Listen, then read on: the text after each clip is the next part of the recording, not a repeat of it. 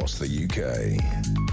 On DAB+, on your smart speaker, on your smart TV, and on your side. This is Talk.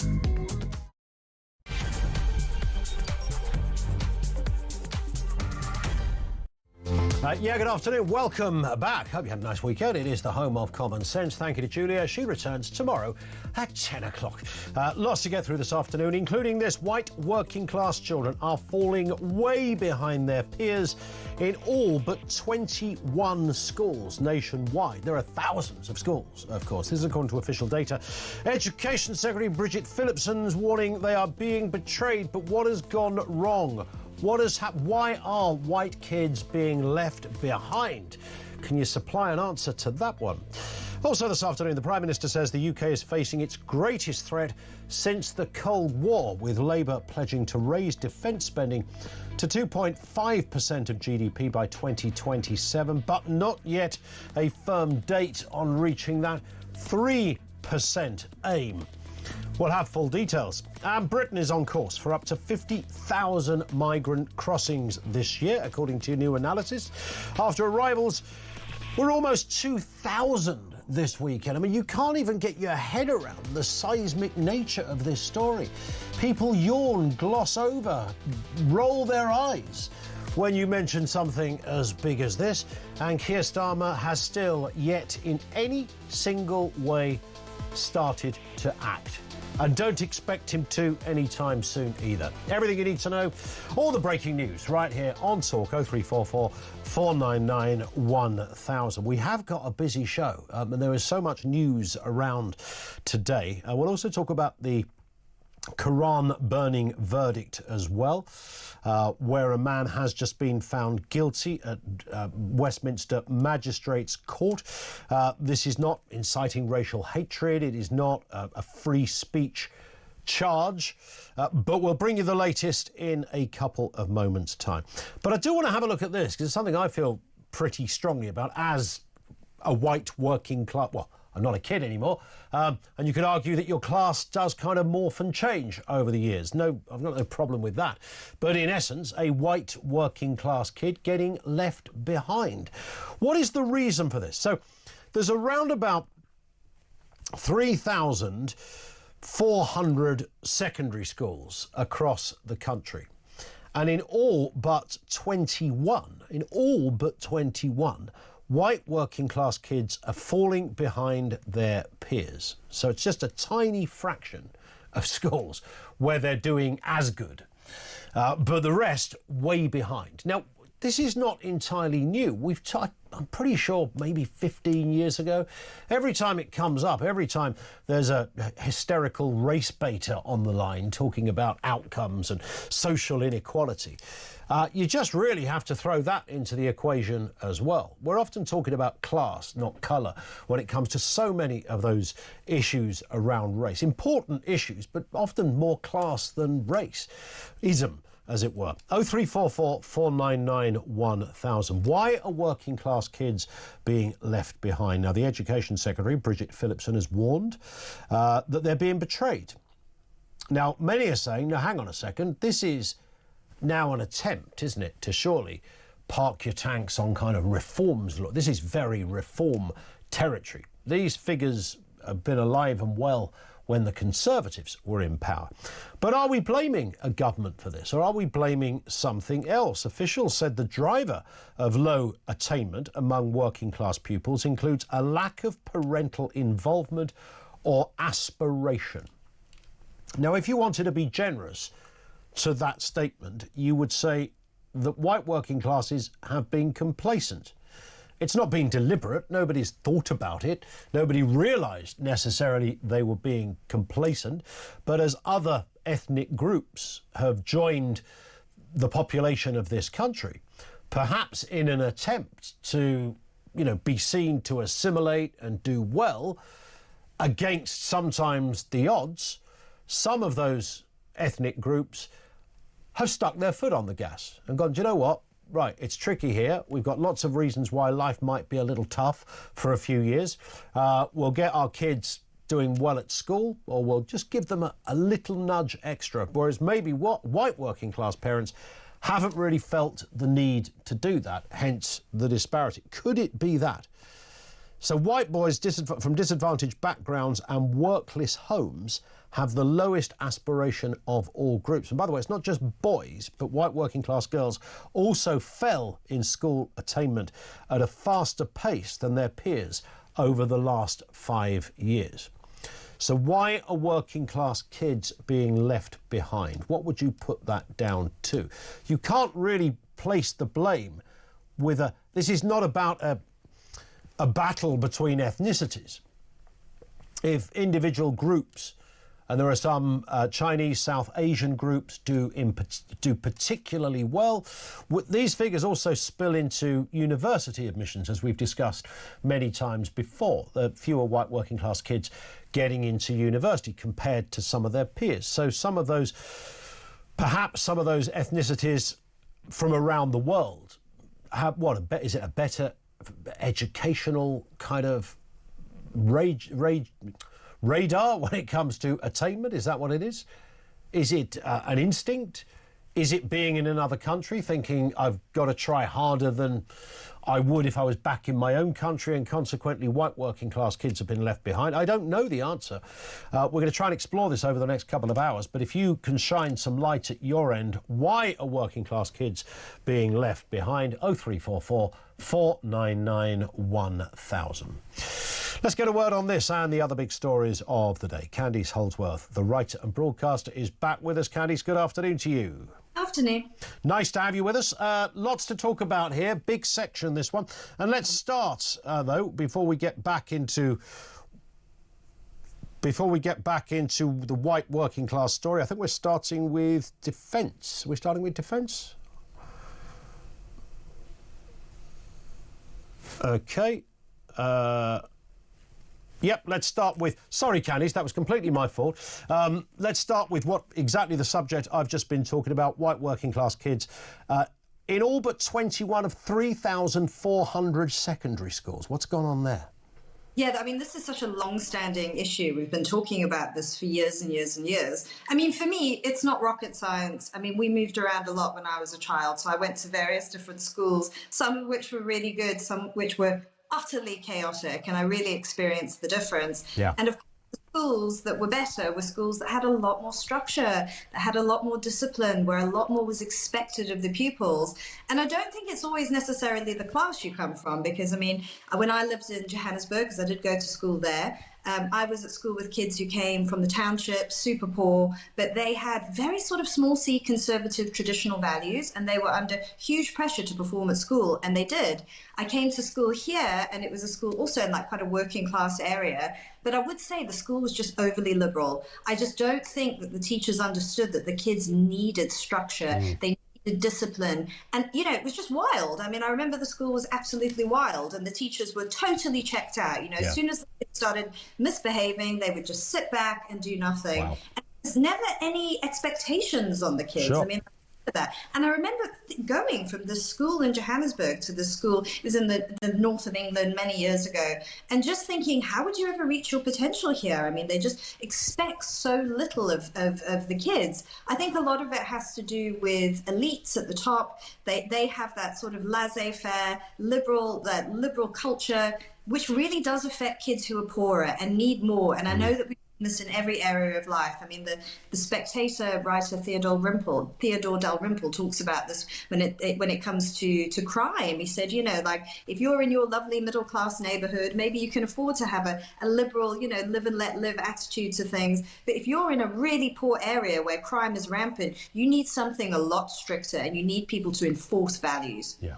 I wonder whether, I mean, there's a shortcut answer on this, Candice, where people will blame a lack of parental input, and clearly some of these kids are coming from pretty tough backgrounds. These are not children from the middle classes. They are working class kids, and not even what you'd call the average working class family, perhaps. These are children that have found themselves in a difficult position, partly because of their background. Workless homes have the lowest aspiration of all groups.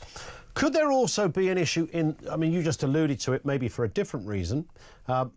Could there be a teaching issue here where teachers, in a bid for schools to kind of showcase their kind of virtuous equality credentials, have had too much of a focus on non-white kids at the expense of white working class kids?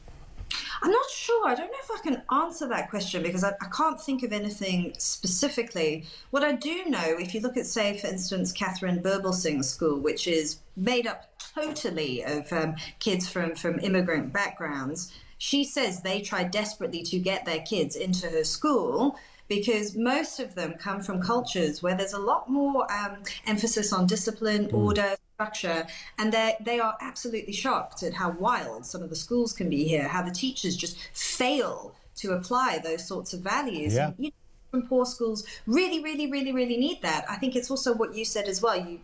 You're being 100% accurate when you say that people from immigrant cultures come over and they see their route to success through education. That's how they see it, and they're right. I mean, you think historically, any immigrant group that's come over here, if they've placed total priority on education, over time they've become more middle class. It absolutely works. Look, I don't want to totally dismiss what you're saying that some teachers might focus more on diversity and equality, and that means ignoring working class kids. I mean, that could be happening, right? Like, because you can develop. Yeah, I don't know either. Maybe it is. You can develop a blind spot if you stop thinking in terms of class, like so many on the identitarian left have, and you just think that everything is about race, then it can make you blind to the fact that there are a lot of white working class kids who have no privilege. And you will, but you see them as inherently privileged because of their skin color, then yes, maybe that could be a contributing factor. I don't think that is a ridiculous thing to say. Let's move to this story. This is just broken in round about the last 30 minutes. A man found guilty of religiously aggravated offence after burning the Quran outside Turkey's London's consulate.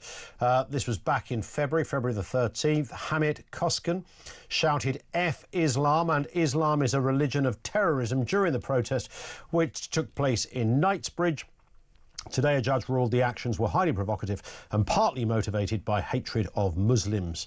Now, this guy obviously, I mean, look, it's a strange... This was not about freedom of speech, although many people said it was. The National Secular Society helped fund his legal case. They said the verdict is a blow to free expression. Others might, not unreasonably, because I always think, you should be able to mock religion as much as you like. In fact, it should almost be taught in schools, bearing in mind these are ideologies that are claiming, whether it's Islam, Christianity, Judaism, Hinduism, all claiming to have the answer to life itself. Now, I think that should be up for as much satire and lampooning as you can possibly muster. And then we can debate it and discuss it. That's clearly central to a society that has free speech. But does that mean you can go around someone's house, call them whatever you like through their letterbox, and set fire to their religious book? Some would say, well, that's not really freedom of speech. That's a bit like shouting fire in a theatre. There's going to be a blowback to that. I don't know. Yeah, I mean, I see it differently. I mean, I think for me, I look at the American standard, and I mean, there've been quite a few, crazy preacher backwoodsmen who've burned Qurans in America, and everyone just sort of looks at them and thinks, oh, what are you doing? Yeah. That's kind of what I think of. I mean, this guy, obviously did a very extreme thing, but I do worry that we've lost sight of free speech in this country, and it's why so many Americans look at us and just think, what is going on? Especially with this Public Order Act, under which he was charged. I mean, there've been so many amendments over the years. Yep. I think it's stretched beyond all recognition to prosecute people for things that they're not really. It's not in balance with whatever that person has done, and it's not a fair. But is it asking for a fight, basically? Are you, because it was a public order offence rather than a hate speak offence, or it was none of that stuff. So it's public order. If you stand there in the middle of the street outside an embassy, a Turkish embassy, burning a book, shouting F to individuals or to a religion, then you're only there for one reason, and that's to cause a disturbance. Yeah, for me, I look, like I say, I look to America and I see numerous people have done things like that. Even back in the day, a lot of, people who disliked Christianity used to Bibles and stuff in like these really lame displays of being rebels. I think that we have to cleave very, very strongly to a value of being able to criticize religion, because otherwise you are going to get de facto blasphemy laws. You really, really will. People will use this stuff to try and insulate religion from any form of criticism. Yeah, it's a tricky one. Is there a line? Should there be any line at all? I mean, you're right. I mean, that's meant to be living in a free society. Should there be any line, even if that line is different for some people? But, he didn't set fire to a building. He didn't set fire to an individual. He didn't attack anyone. So on that basis alone, so what if it was a religious book? I totally get that too. We'll take calls on that as well. 0344 499 1000. Candy, stay with us. Loads more stories still to come. We'll talk defence. Keir Starmer's got it covered. Can't sort out the English Channel though, can he? People smugglers are using boats like taxis, says the Defence Secretary. Well, do something about it, mate. It's literally your government. More on that, and of course from you as well. 0344 499 1000. And that question we began with right at the beginning: why are working class kids being left behind? When you hear that question and hear this story of how many white working class kids are getting left behind, do you look at that as a parental problem, a school problem, or a societal problem? Where do you point the finger? Lines are open. This is Talk.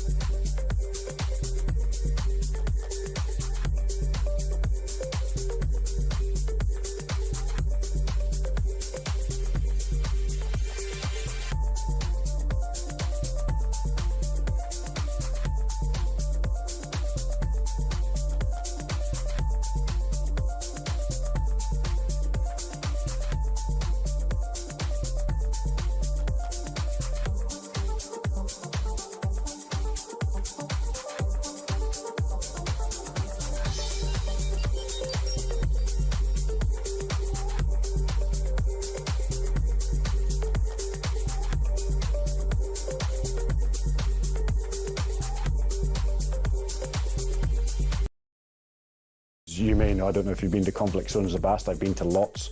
I've been on multiple tours of Afghanistan. I bow to your greater knowledge, 100%. And so what I would say is that usually in conflict there are civilian casualties, and it's a travesty every time it happens. So we implore, if you let me finish 2 seconds, we implore any armed forces or any military man, woman, to ensure that they minimise civilian casualties. And the combatant versus civilian deaths is virtually 1-to-1 in Israel. Does that suggest that is a proportionate response? I'll need to look at the evidence. I haven't looked at the evidence in that particular event. All right, good to know.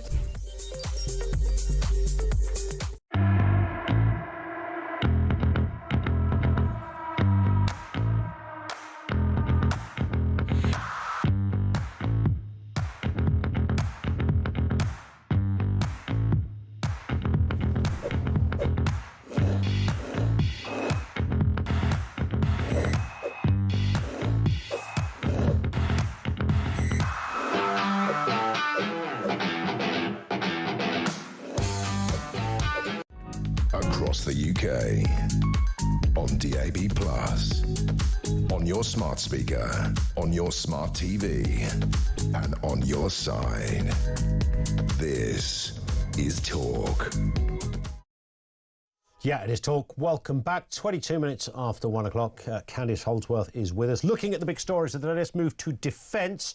Mr Starmer having another one of his morning kind of special press powwows where he makes a big announcement. Everybody stands there waiting with the popcorn to hear, well, not much really. He's been criticised over his defence spending plans, warning that raising it to 2.5% of GDP by 2027 and 3% by 2034 is too slow and leaves the UK vulnerable to Russian aggression. Let's have a listen to the video that was put out by Number 10 late last night. First goal is always the safety and security of the United Kingdom. And that's why we're boosting defence spending, the largest sustained increase since the Cold War. An increase of £13.4 billion year on year. Not just meeting our commitment to spend 2.5% of our GDP on defence, but bringing it forward to 2027. And alongside that, a new ambition for defence spending to rise to 3% of GDP in the next Parliament. We'll publish a strategic defence review to determine how we can best meet the threats of today and return Britain to war-fighting readiness, secure at home, strong abroad. Jenny, the only consolation in watching that, Candice, is that Mr Starmer wasn't in combat. No worse look than when a politician... They did it to Gordon Brown once. They once sat him in a Chinook and gave him a gun and chucked a helmet on his head or something. And he looked like the local pub had raised money for like his final trip, his dream. It was awful. So thankfully Starmer didn't do that. But what he also hasn't done is raised defence spending to 3% of GDP, not for another, well, 2034, nearly another decade away. That's assuming they win the next election. Especially in the environment we're in now, with lots of geopolitical threats, and people don't think that, you know, war breaking out is a remote possibility. I mean, once again, this is plenty of people have said this, though. They said this when Starmer first committed to raising the proportion of the amount of money that would be spent as a proportion of GDP on defence. They said, when will that happen? How will that happen? I mean, looking at the state of the public finances right now, we don't think that that is even realistic because, I mean, we've got our spending priorities completely out of whack. We spend huge sums of money on this country on servicing our debt, on paying huge amounts on the asylum system, on huge amounts of welfare, you know, subsidising worklessness. I mean, there's huge amounts of taxation go on paying people's pensions. I mean, you know, we have a mad way of dealing with our public finances, where if you were to speak to most ordinary people and say, what should we be spending on? They'd say defence, they would say health, they would say education, but those aren't things that we spend money on. It's extraordinary. And by the way, as we're speaking, we are now showing pictures of Keir Starmer in combat, along with John Healey, the Defence Secretary, and it doesn't get any better. There he is. I don't know why. What the deal is there. They clearly present it to you when you turn up with the lads over there for some kind of special manoeuvres or whatever it is. You can watch the new weapons being used. You've got to have your combats there, just in case. Maybe it's as simple as that.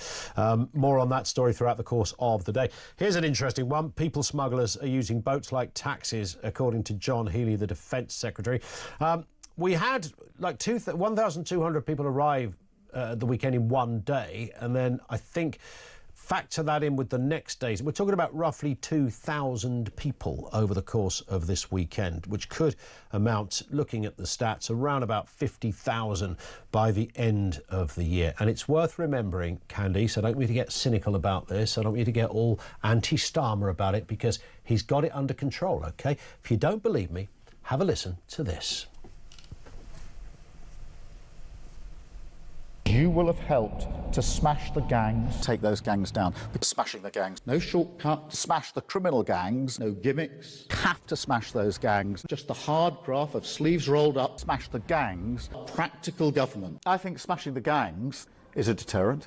We will smash the gangs that undermine our security. Smash the gangs. Smash the people smuggling gangs. Smash the gangs. Oh my God. There it is, smash the people smuggling lings, or whatever he calls it. I mean, he's kind of seems to be wedded to this sort of inept, crazy, juvenile idea that this is how he's going to solve the problem. The problem is increasing under Keir Starmer. It's accelerating like it's never done, and we could hit 50,000 migrant crossings by the end of the year. This is a disaster. Yeah, we've been talking about this for a year. I think you and I have had numerous conversations where we've discussed this exact same thing, and people have been saying this. Getting rid of the Rwanda scheme, removing that deterrent was an incredibly foolish thing to do. I mean, I feel like I'm constantly repeating myself, but you cannot only deal with the supply side of the issue. You cannot just smash the gangs. You also have to deal with pull factors.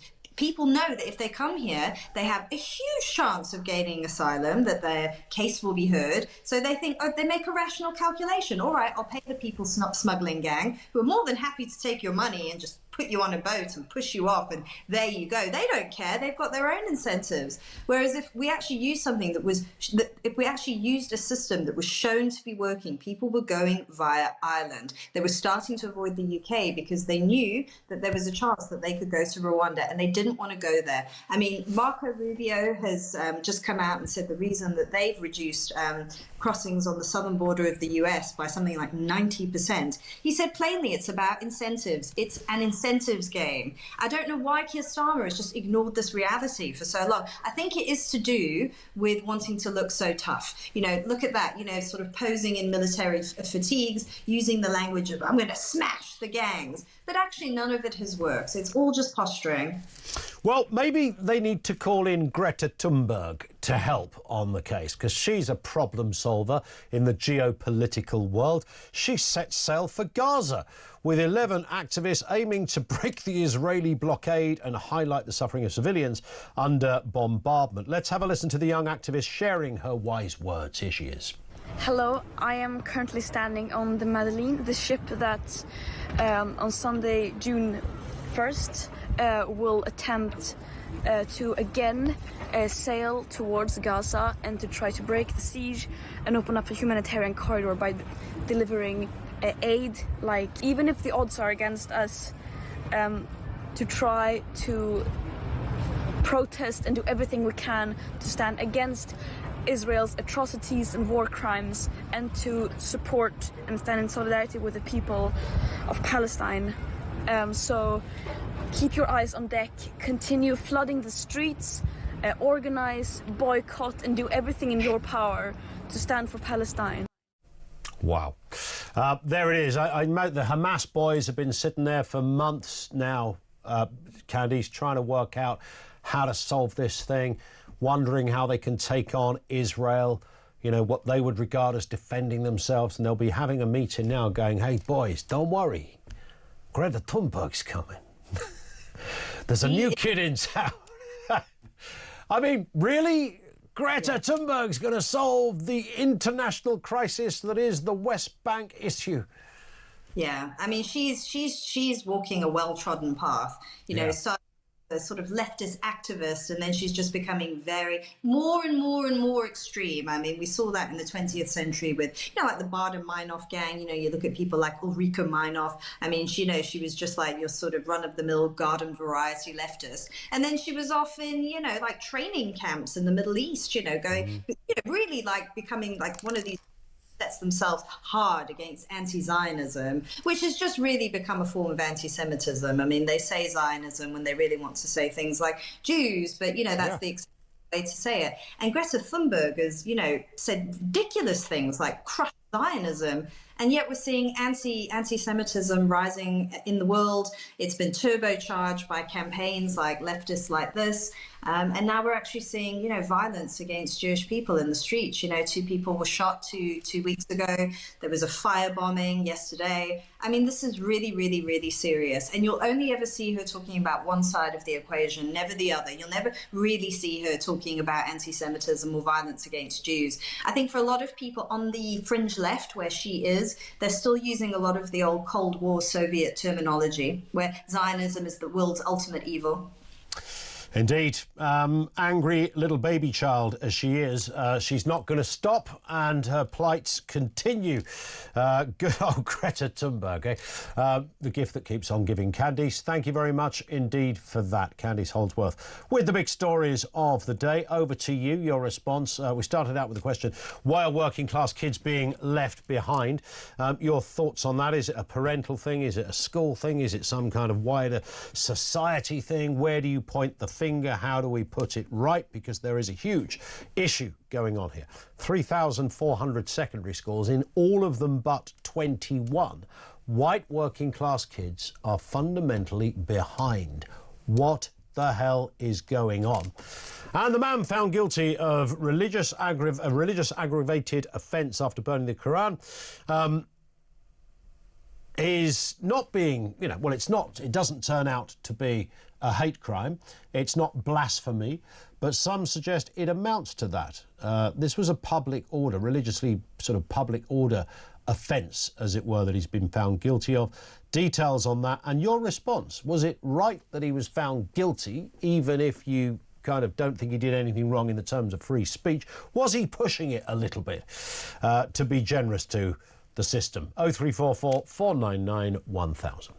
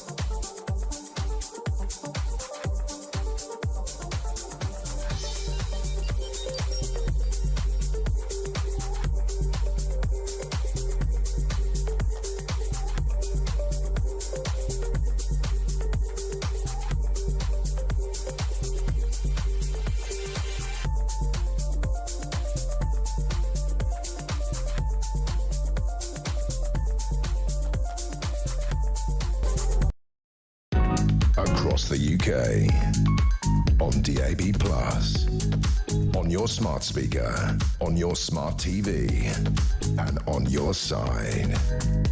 This is Talk.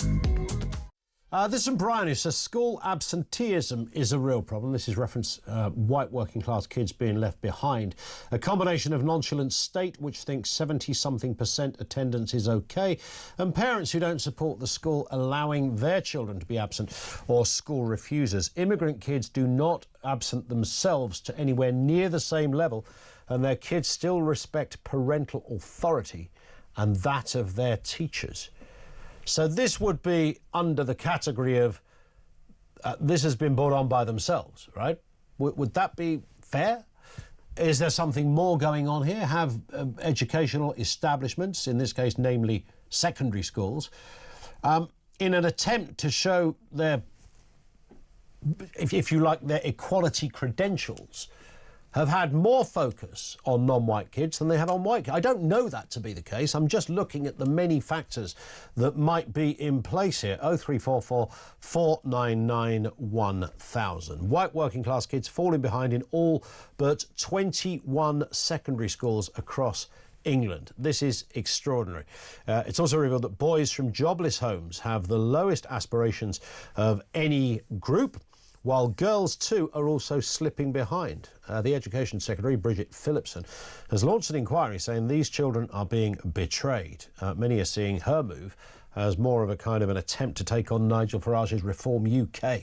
But even parking that point to one side, what is behind this? What's this? Is this just about parental upbringing and background?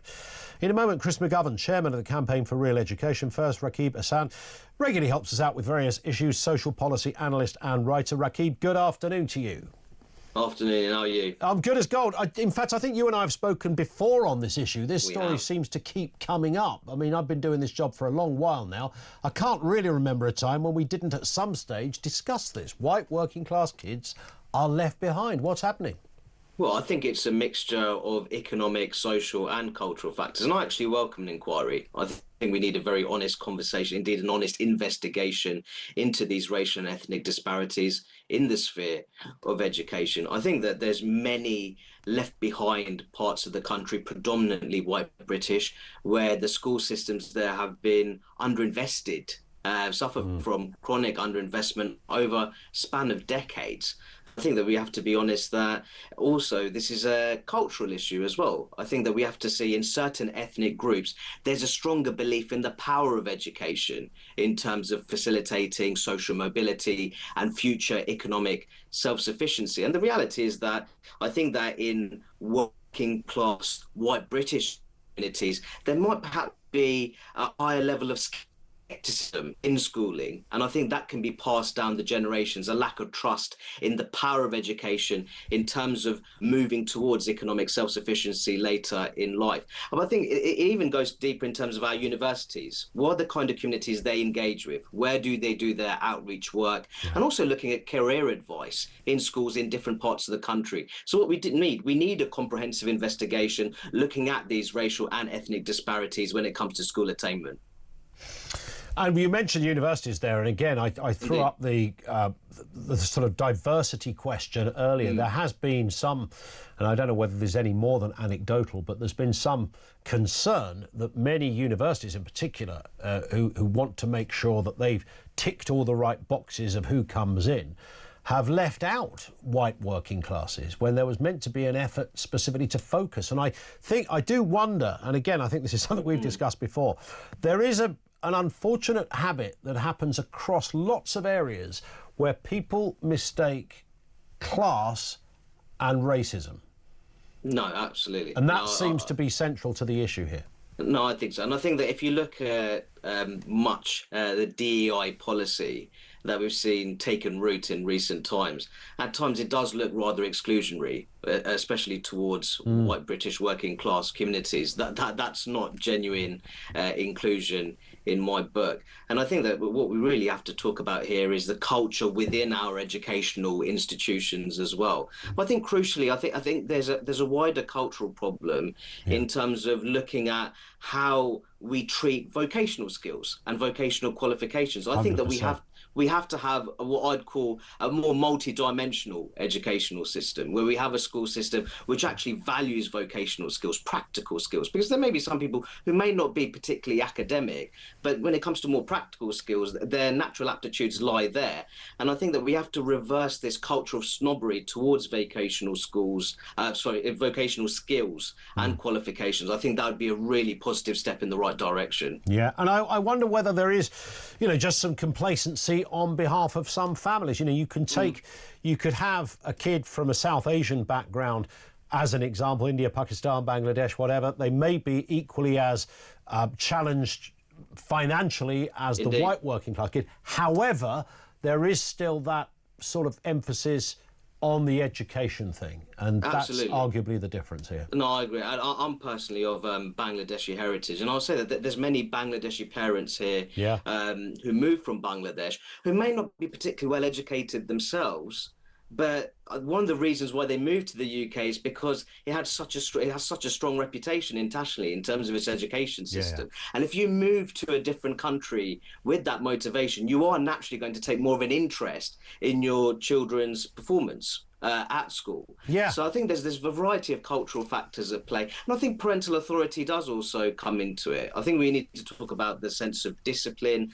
and order within the household. I think it's really good, Ian, that you touched on the problem of long-term worklessness. Yep. The fact that when you have households where there may be unemployment is a problem, I think that really impacts on aspirations and how children approach school. So I think that there's a variety of factors here that we really need to look into. And I think that's really important that we do so. Spot on. Rakib, as ever, thank you. Rakib Hassan, social policy analyst and writer. Let's get a word from Chris McGovern, chairman of the Campaign for Real Education. Afternoon to you, Chris. And similarly, this is not the first time this subject's come up. And again, I think you and I have spoken about this before as well. Every few years, we seem to see a similar pattern. What do you think's happening here? Well, first of all, let me say the immigrant community are doing very well. That they are a shining example of what can be achieved. Immigrants, so they go to America from Italy or from Ireland, whatever they achieve well. They're a great success story. White working class kids. I took over a failing school. Well, when I retired as a head, I took over a failing school, which is white working class, and there were very real social problems. The parents were fighting at the school gates, there was unemployment, there was drug taking. One of the reasons why, if you go to the Asia Pacific, the working class do so much better than even our better kids is because the parents are interested. Now, the problem we have in this country is that the parents themselves have been through our education system. They won't come on your show and say, but too many of them are themselves only semi-literate and semi-numerate. They can't help their kids, even though they want to often. So what do we need to do to solve the problem? We need to re-educate the parents so that they can then help their kids, because the success of schools depends enormously on parents. And by the way, let me also make the point, when we talk about failing white working class kids, what we're talking about is passing GCSE. And that has been reported in the press, I think, yesterday, and we've been saying it for years. To pass GCSE maths, you need 14%. So the bar is incredibly low, and we're falling below it in terms of white working class. Yeah. I remember watching, I can't remember what the documentary was. It was certainly had a focus on Sri Lanka, so similar region in geographically, looking at a couple of towns there. I mean, the poorest of the poor. I mean, these kids had nothing. I certainly weren't watching Netflix or sitting on an iPad or whatever, just to sort of stereotype the Western image of things. But boy, did they have a focus on education. I mean, it was everything. It was almost not just seen as kind of the responsible and sensible way forward. It was also seen as almost an antidote to whatever else was going on. The one thing we can still do that doesn't require lots of money is educate our kids. Yeah, and although I agree with much of what your previous guest said, I would disagree with him when he talks about lack of funding. Although there has been a reduction in spending in the last decade, if you go back to the 50s, we have increased spending in real terms by about 900%. We are one of the biggest spenders in the world in education. If you go to a country in what we used to call the third world, such as Vietnam, they spend very small amounts on education because they haven't got the money, but they achieve far higher standards. If you go to Shanghai today, and this is international data, you go to Shanghai, the children of the street cleaners are achieving a higher standard in mathematics than the average in our very best private schools, such as Westminster around the corner from your studio. So we've got to understand that this is a battle for our economy, and in 20 years' time, we're going to see the results of this failure of our education system. White working class kids can do better. Working class do better in other parts of the world. They've got to do better in this country. And we also got to celebrate the fact that immigrants do well. They do great, and they've got parental support. And we also, above all else, need quality teaching, because what really raises the standard, in addition to parents, is high quality teaching. And if that requires paying teachers more, so be it. And we've got to change the way teachers teach. So we have a teacher at the front of the class, with children facing the front, not all sitting around tables. That's a great point. Listen, Chris, thank you very much as ever. Chris McGovern, he certainly knows this territory very well, chairman of the Campaign for Real Education, been in the educational system all of his life. I thought it was interesting what he said when he took over a failing school, what he saw at the school gates. That was mostly a white working class school, and the problems were not so much in the classroom but at the school gates with the parents. And, you know, we know the kind of shameless sort of backgrounds we are talking about here. This is not exclusive to white working classes, but perhaps disproportionate enough so to skewer the stats. I think also, and I don't say this with any evidence, but certainly when we've looked at this before, young black working class boys are almost in a similar position as the white working class, but there's not an awful lot in that.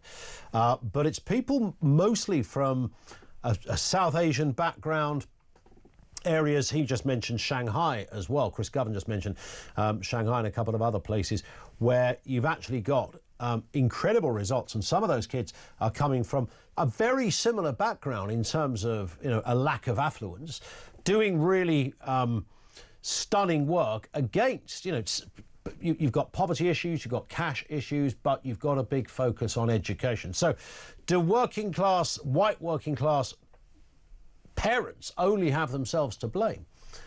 Chris said there, when you talk to some of the parents, they're sort of semi-illiterate. It's, you know, they can't teach their kids anything because they've got no skills themselves, and that likely becomes a kind of a circular problem. This from Natasha, who says, I feel sorry and angry for white working class children. They are at the bottom of the diversity pile in their own country. I remember somebody offered to pay for some scholarship to Winchester School specifically for white working class boys. That was shouted down, while it was all right for Stormzy to fund scholarships for black kids to top universities. Yeah, there was something like that, wasn't there? It's a very good point in terms of the diversity issue, because this kind of spews into another problem that is, it's absolutely insane. It's infuriating because the injustice is there for all to see. That class doesn't really get a place at the table when talking about diversity. And it's no good just saying, oh, we just need non-white faces in certain positions, because you're precluding a lot of people. You're precluding working class non-whites as well as whites in that assessment. So all that happens, in this case, schools and the education department, they go, oh, yeah, great, you know, we've ticked a big old box. And the BBC, I said this so many times before, the BBC did this, saying, you know, years ago, we need more non-white people here, but they just employed lots of non-white middle-class people, which didn't really address the problem of kids from council estates, whether they were black, white or brown, getting jobs at the BBC, because they were just focused on the colour or sometimes the religion of someone's background. And that doesn't take you to solving the problem of a lack of diversity. Some of those middle-class kids who aren't white never thought it was beyond them anyway to get a place at university or the BBC or, you know, some big banking organisation, whatever it happens to be. It's a class thing. But nobody looks at the class. They don't really understand the class thing. And it's a massive issue. So sometimes we're not talking about race, we're talking about class. And there's the problem. 0344 499 1000. More on that. And the man being found guilty of burning the Quran outside the Turkish consulate. We'll get more on that story as well. Over to you, 0344 499 1000.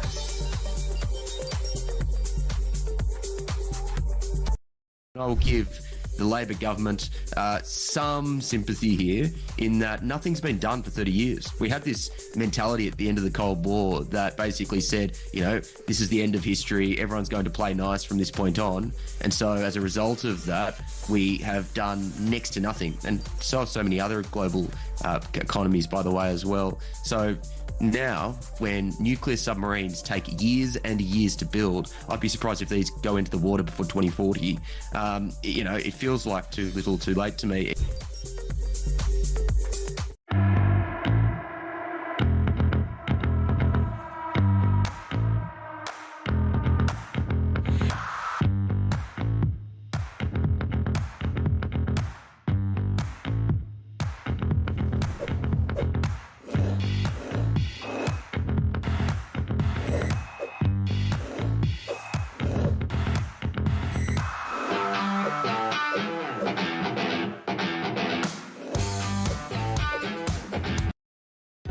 Across the UK, on DAB+, on your smart speaker, on your smart TV, and on your side.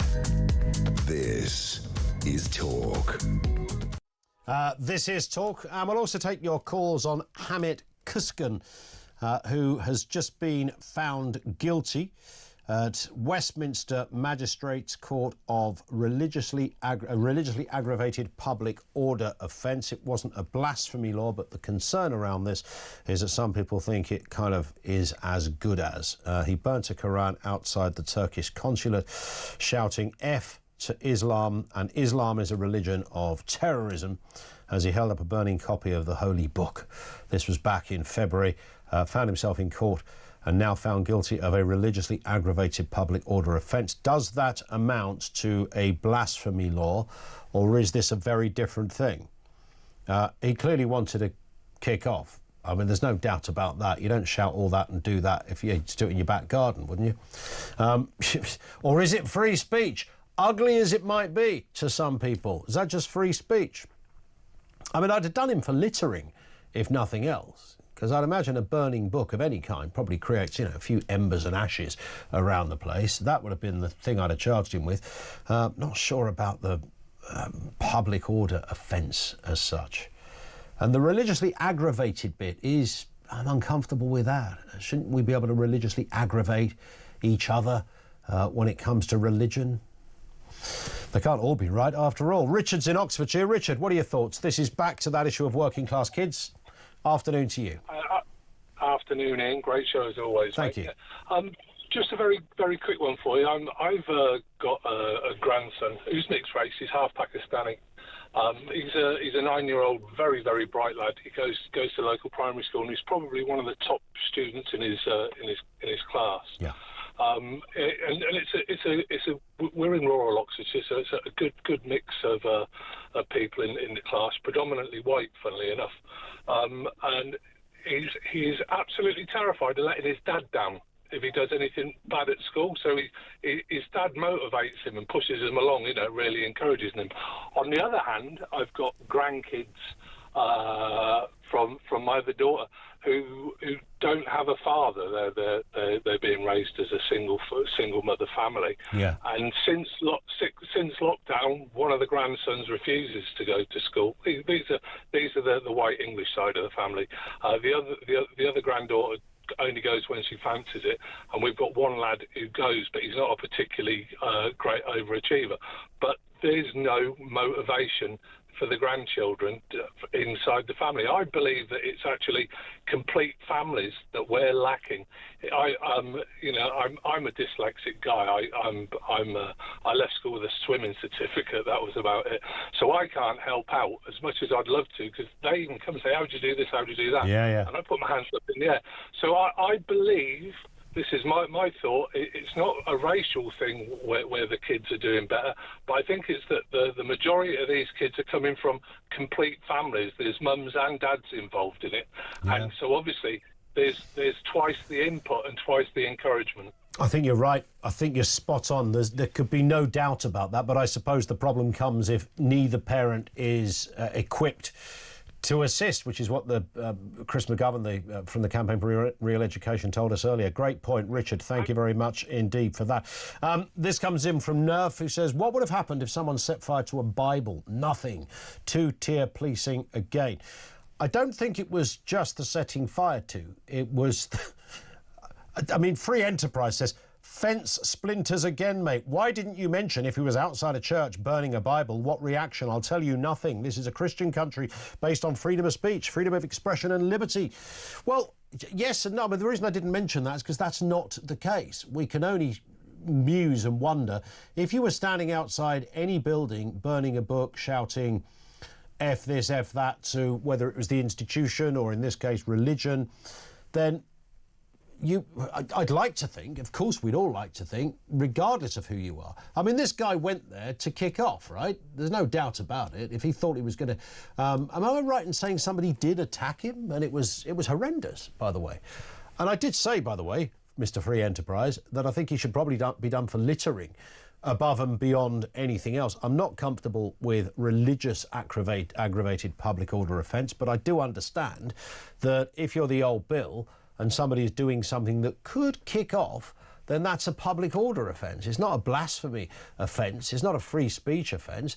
The police have got a responsibility to make sure, well, could this turn into something bigger? I think it probably could, quite quickly, right? Really rather quickly. Nigel is down in London. What are your thoughts, Nigel? Good afternoon. Well, good afternoon. Well, I'm really quite upset by this story because I frequently see protesters burning the British flag, the Union flag, you know, the American flag and the Israeli flag. But I never see plots marching in and arresting them for behaviour likely to cause a breach of the peace or an offence by causing someone... But if you set fire to a flag in the street, you'd get arrested, surely, regardless of who you were or what the flag was. I mean, when was the last time you had anyone being arrested for doing it in this country? It happens frequently at protests. People burn them, they jump up and down on them, but no one gets arrested for it. The desecration of a flag, I think, is absolutely shocking. And I think this is an overkill, the way this guy's been treated for what he's done. I'm not saying it's right. I mean, do you think... But did he not go there, clearly, to stir it up, which is what he's essentially been charged with? Yeah, he must have gone there with some intent to wind everybody up. But there has to be what I call proportionate policing and fair policing. I'm sorry to say the old cliche, but we do have a two-tier policing system in this country where they don't want to upset others, but they're quite happy to upset other people as well at the same time. I think this is wrong. Yeah, I think the religious aggravated bit is the bit that sits uncomfortably with me. Public order offence, if you set fire to something, whether it's a flag, book, Bible, whatever, then yeah, of course there's a chance you're going to get nicked for it. I get that. Religiously aggravated brings in, that's the controversial point here. I think that does kind of move into the territory of excluding an element of free speech. Was he there for a kick-off? Of course he was, but, you know, is that a reason to go to jail? Probably not. 0344 499 1000. Our lines are open. Back after the news at 2 o'clock.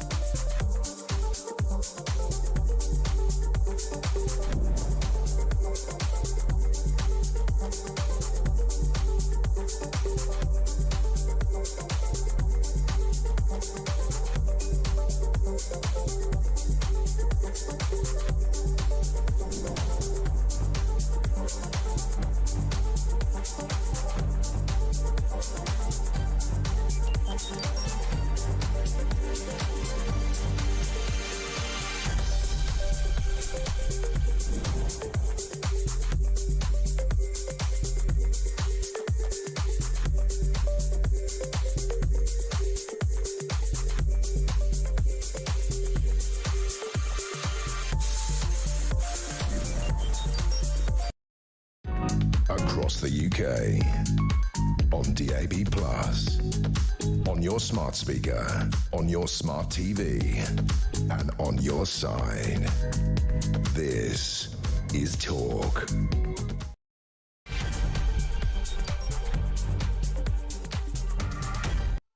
Good afternoon. Welcome back. Lots to get through. White working class kids are falling behind their peers in all but 21 schools nationwide, according to official data.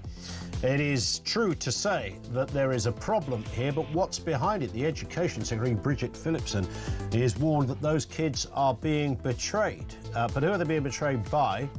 Is it their own parents? Is it the schools themselves? Is it the system or society? I know there's no such thing as society, but you take the point.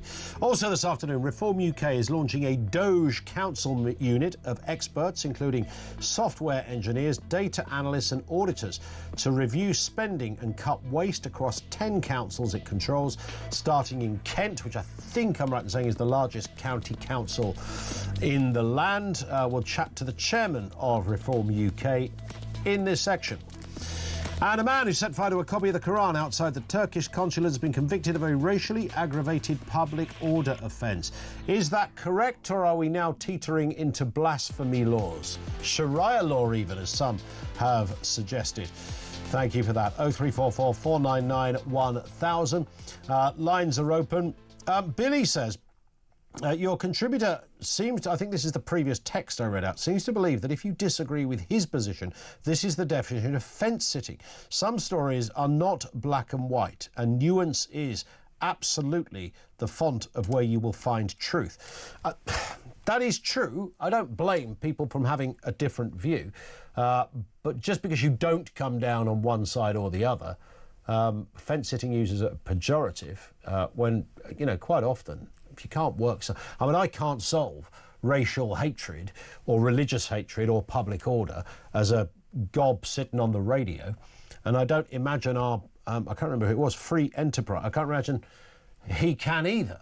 So yeah, you might sometimes have to apply a little bit of nuance, the font of wisdom, as our last texter said. True. That is a fair point, and I don't think anybody would disagree with that. There are some uncomfortable realities. Somebody also made the point, and I can't find the tweet now, or the post, saying that the man live streamed it as well, which probably accelerated the charges against him. Yeah, I don't, where it's a public order act in the sense that you clearly went for some sort of scrap, right? To say that you find a religion repulsive and full of terrorists should be within the template of free speech. Nobody should be getting locked up for that. If you did it standing outside a mosque with a megaphone, then I can understand why somebody might get the hump about it, and that's why it becomes public order. So it's that is the nuance that our last contributor meant.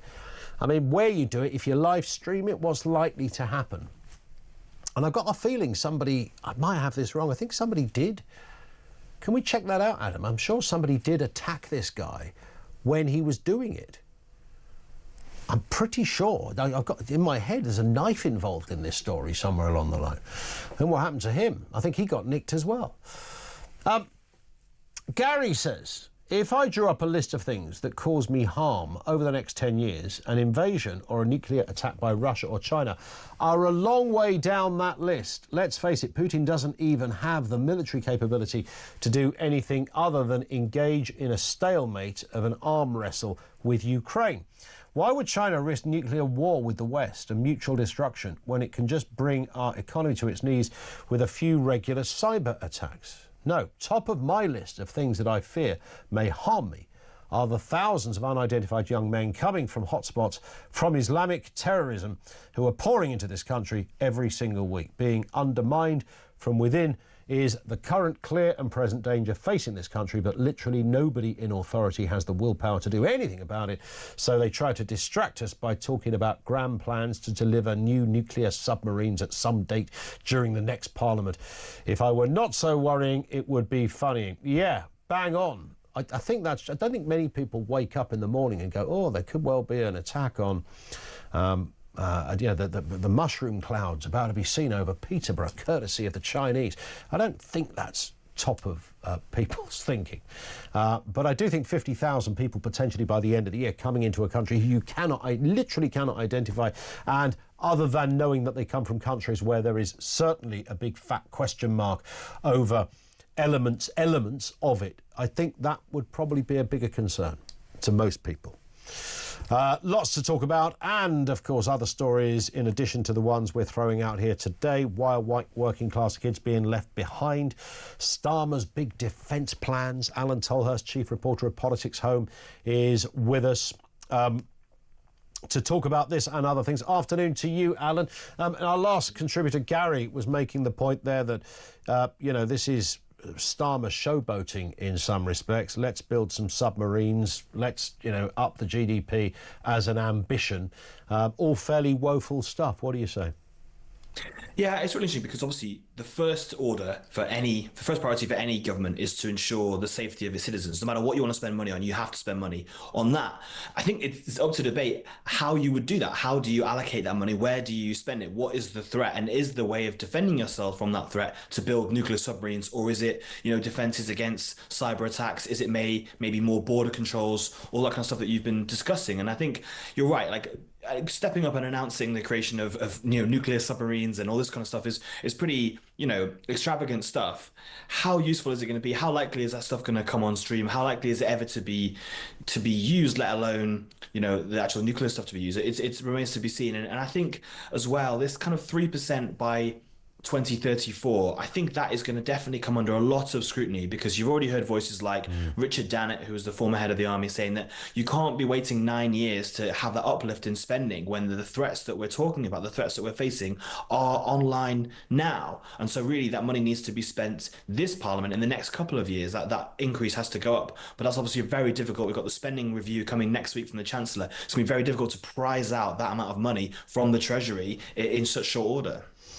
Yeah, well, there's the problem, isn't it? You've kind of kicked it into the long grass, haven't they, in this respect? I mean, it's nearly 10 years away, and that's assuming that they win the next election. So having it as an ambition is one thing. I mean, many people, our previous contributor included, make the point that how necessary is it really? Are we in such perilous danger? Keir Starmer said it's, nothing since the Cold War has been as dangerous as where we are now. Is he right about that? Well, I mean, look, clearly the Russian invasion of Ukraine and perhaps, I suppose, America resiling from some of their previous kind of commitments to defending the other NATO countries, I think has pushed that to the top of the agenda. And I think we definitely haven't seen this kind of situation for decades. So I think that it is understandable that's the case. And I talked about that funding. Obviously, it's going to go up in kind of stages. It's going to 2.5 to 5% and then up to 3% by 2034. And it's how, but that money needs to be spent kind of now, if it is to be spent, because you're right. Like, how much of those kind of threats are going to be there in the next sort of 10, 15 years? And how much is it about dealing with the situation now? And how serious is that? I suppose you kind of can't really wait to find out. You can't wait and see if Russia then attacks another country, if it moves onto a NATO territory up in the Baltic or into Poland or someone like that. You kind of can't really wait for that. It's that money. It's a bit like insurance premiums. You spend that money hoping that it'll never, you never have to, it's sort of throwing good money away. But when you do need it, you really need it, But of course, Trump wants countries to be spending 5%. NATO are talking, I think, 3.5%. We're getting nowhere, certainly not near the Trump 5% figure, and it looks completely unlikely that by 2032 we'll be at 3.5%, bearing in mind they can't even confirm we're at 3% by 2034. Yeah, exactly. And so there is, but I think it's that the American administration is really kind of pushing for those higher figures. And I think they're trying to bounce countries. It's trying to say, look, you can't just be floating around the 2%. You're going to have to book your ideas up. I don't think they really think that the European countries are going to be able to immediately ramp up spending to those much, much higher levels, to double it or triple it or whatever. I don't think that's going to happen.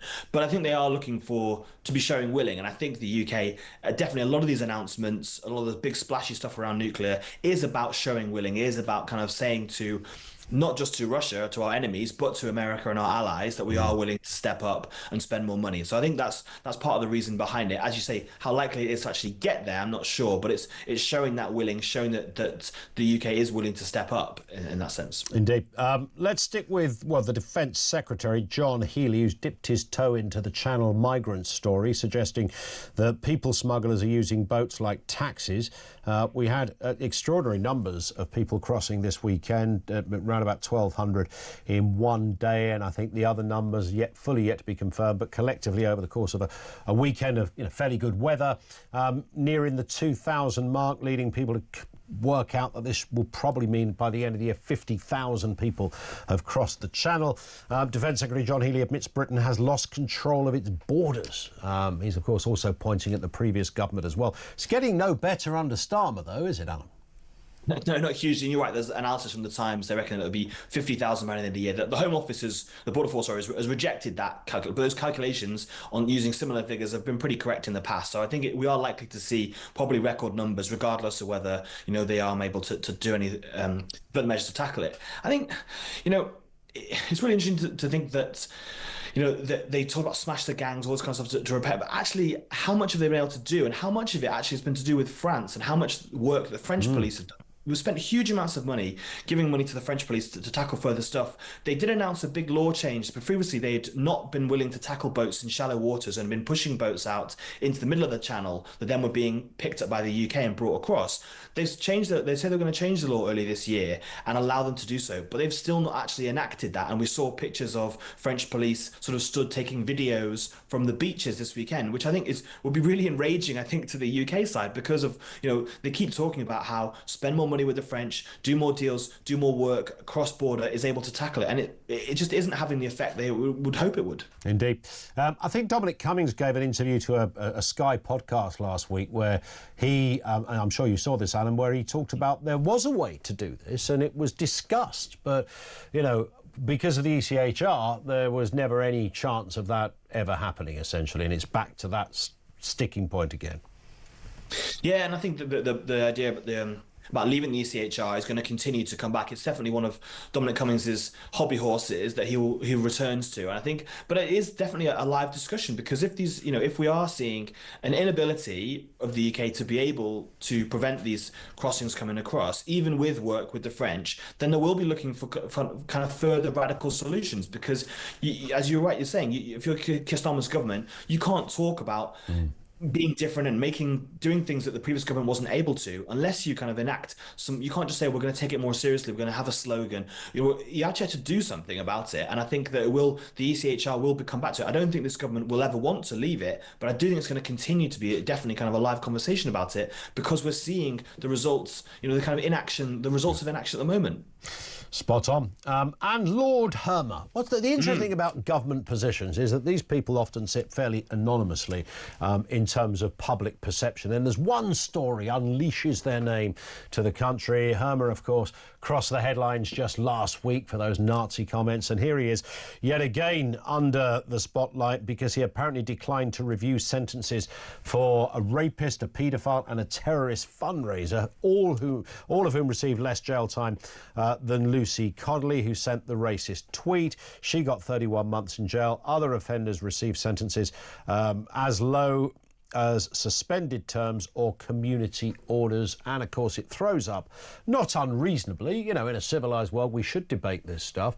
Why is there little parity in the law? Why do we see people committing what are demonstrably greater offences and receiving a lighter sentence at the end of it? And I would say, not in fairness to Lord Hermer or anyone else, but we've had this discussion for about 25 years of, why does a fella in Blackpool get 6 years and somebody in Plymouth gets 2 years or vice versa for the same offence? It's not entirely new, but now it falls onto the lap of Lord Hermer.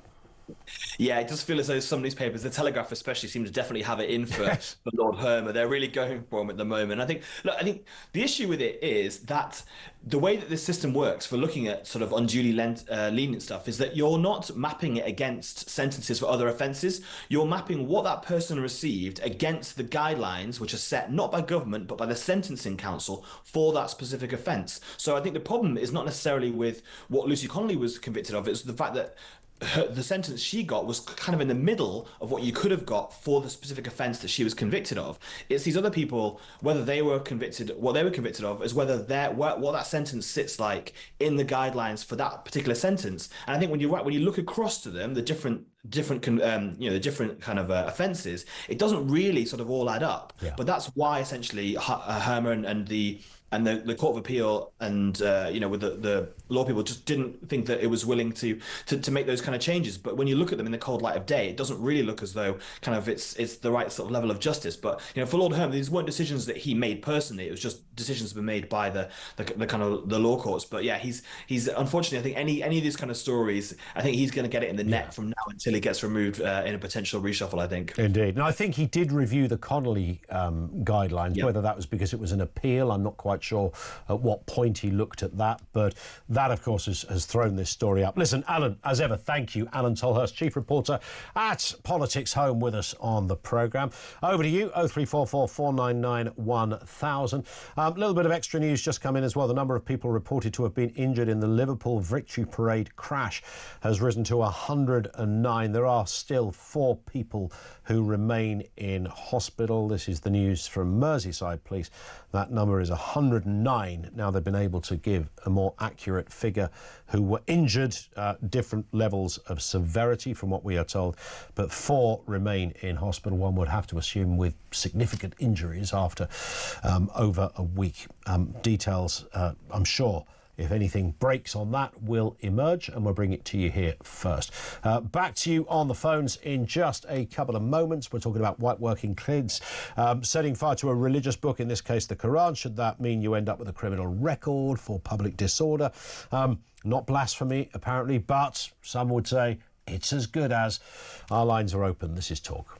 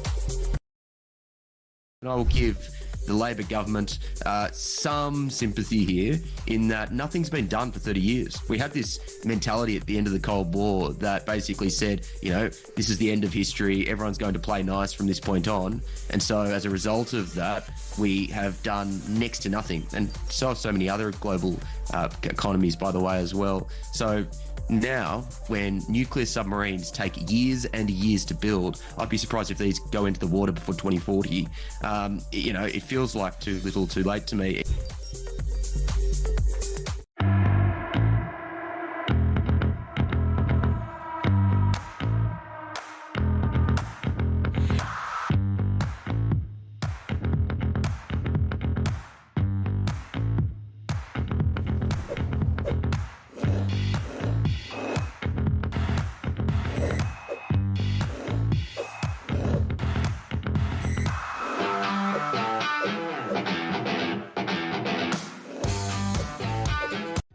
Across the UK, on DAB+, On your smart speaker, on your smart TV, and on your side.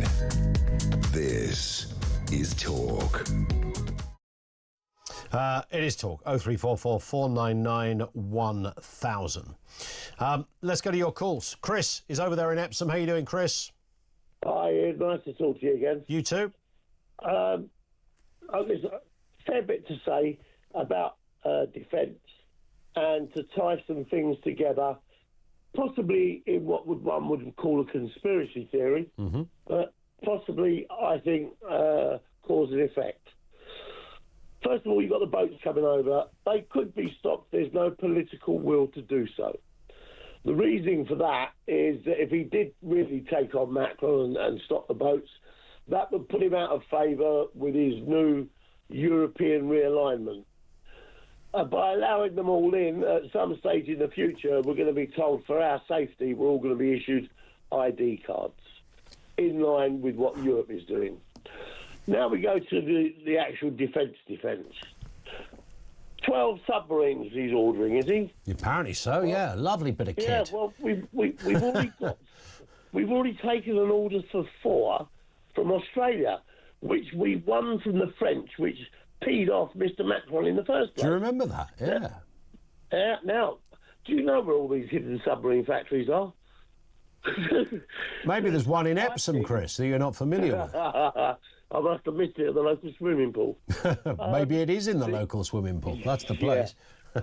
The thing is that he can say, oh, we're ordering these 12 submarines. Obviously, we've got to do the Australians first because they came first.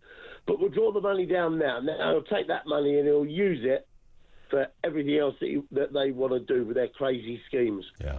Because he hasn't got to put anything on the table as a result of that money for at least a decade, if not 15 years. Yeah. The other thing is that in purchasing the aircraft-bound nuclear bombs, what he's doing is he's removing our reliance on America, because we don't really have an independent deterrent, because we actually use the American GPS system on the missiles.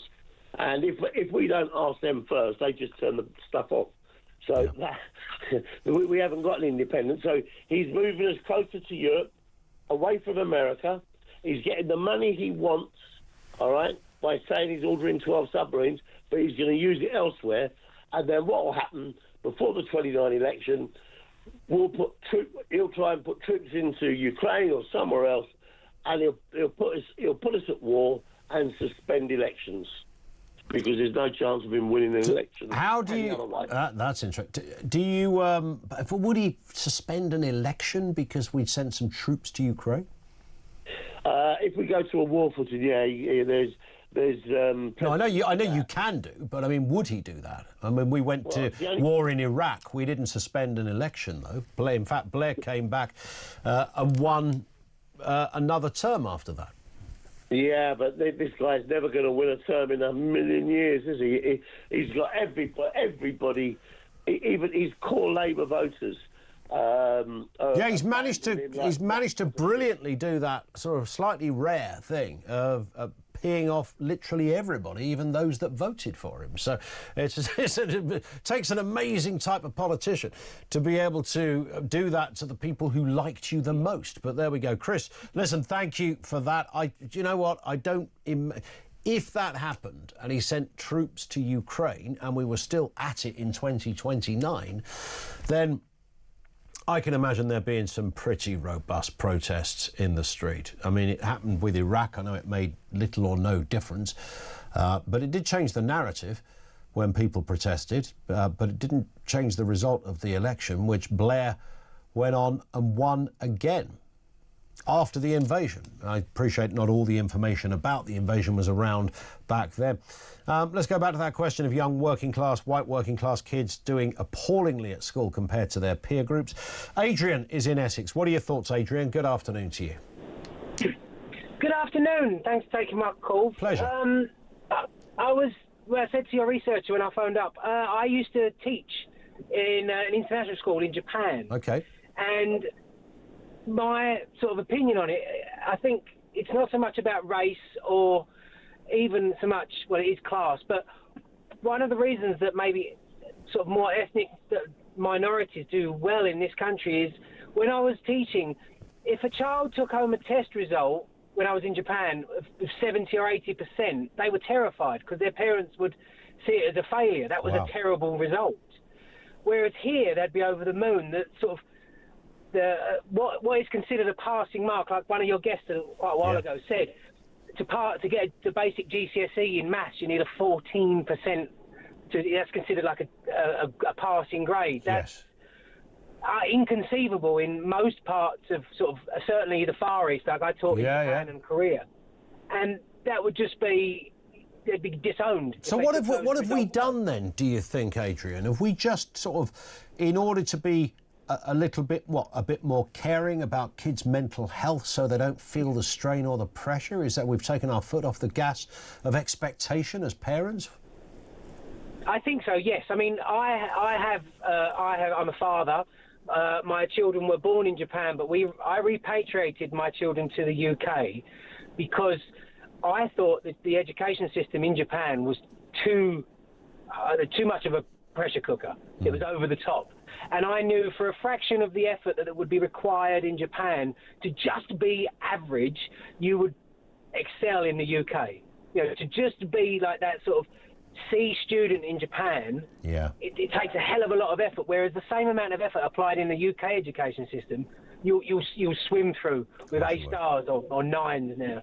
That's the reason I repatriated. And I think, we've become too, I wouldn't say scared about hurting feelings or anything. I don't mean to be like any of those sort of evocative language, but it's the dumbing down of the education system is prevalent. Like for many generations, every year the grade boundaries get massaged, and it's easier to pass than it was last year because you have to have 50% of the cohort going above C and 50% below C. So if everyone does rubbish, that boundary is pushed down. It gets lower every year.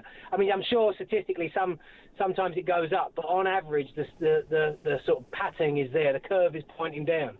And I think other nations, I don't say take advantage, like I'm not saying there's a malicious intent, but if you come from a family that was brought up in like a hard, very competitive, we don't really care if you're upset environment, and you come here, the kids it's relatively easy to succeed in the UK compared to it is in a country, say like Japan, where although they've got issues with low childbirth now, sort of culturally, so many people, it's such a competitive industry and market to get any sort of job. If you're not brilliant, you're nothing. And I think that people like that with sort of from China and parts of India and Bangladesh and Pakistan, where it's such a densely populated and highly competitive culture, if you're not pushing your kids really hard, you're sort of almost hurting your kids, and you bring that to the UK. Well, that's the thing, isn't it? Expectations are low. Yeah, I mean, I know, from having kids, and one's 11, he's about to go to secondary school, the other one's about to go to junior school, he'll be starting in year, 4? I've lost count. Three. Anyway, yes. So starting what you call junior school back in the day.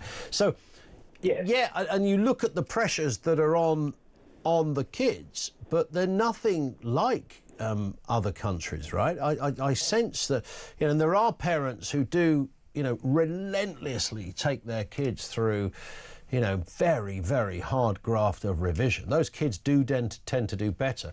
Are they damaging the kids? I mean, is it just about balance, Adrian? Is that all we're talking about here?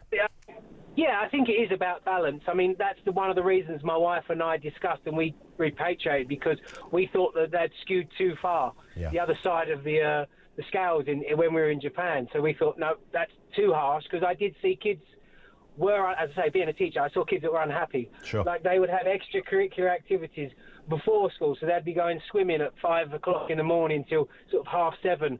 Then they'll be going to do a full day at school. School finishes at 4:30 in Japan. They would do after school activities like tennis club at school, and then after doing extra PE, they would go to, it's called Juku in Japan. It's like cram school, after school, like revisions. It's not really revision, but study clubs. and they would stay there until 9 o'clock at night. So they're doing a sort of... So it's literally your entire life is embodied by education.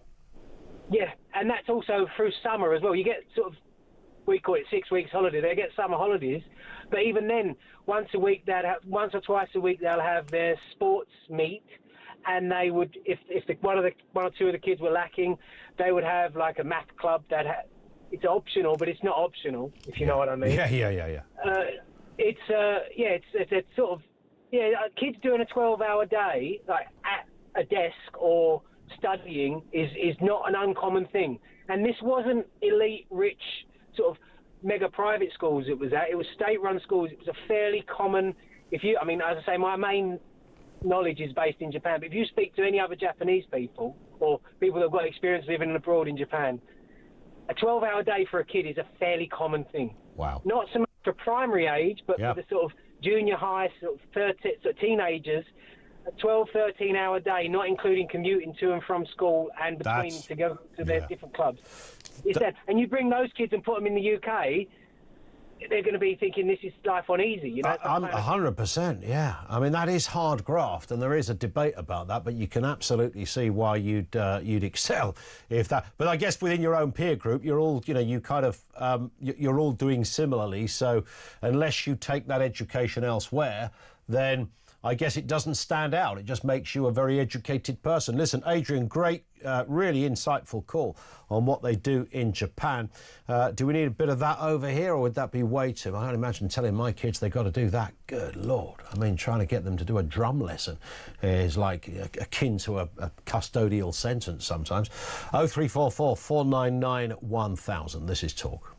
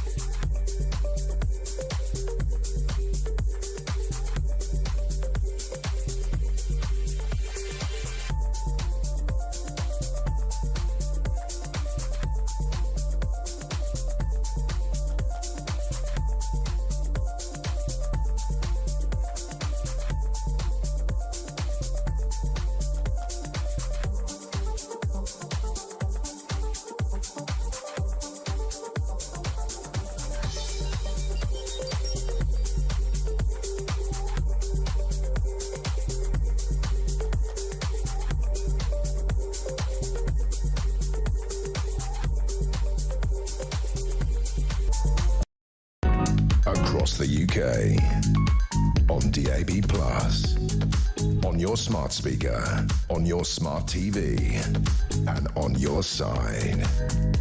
This is Talk. It is Talk. This comes in from Tom, who says, I'm a teacher at a British international school in Myanmar. The value of education is completely abroad. The students generally in Asia know they have to work hard to get a decent job. If they don't, they will fail in life. There are no benefit systems to fall back on. You have to succeed at school. The UK needs a reform on the education system so it is fit for the 21st century. But of course, you've got to then have the parents behind it. We have a curious, and I wouldn't even say the issue is just working class, I'd say underclass as well, and that's not a pejorative term. There is clearly a huge group massively, when I say struggling, I mean some people I'm sure wouldn't give a toss whether their kid was at school or not. There's always that contingent. I'm talking about those that just couldn't even assist in, wouldn't know they can hardly string a sentence together themselves, let alone read, write or teach somebody else to do it.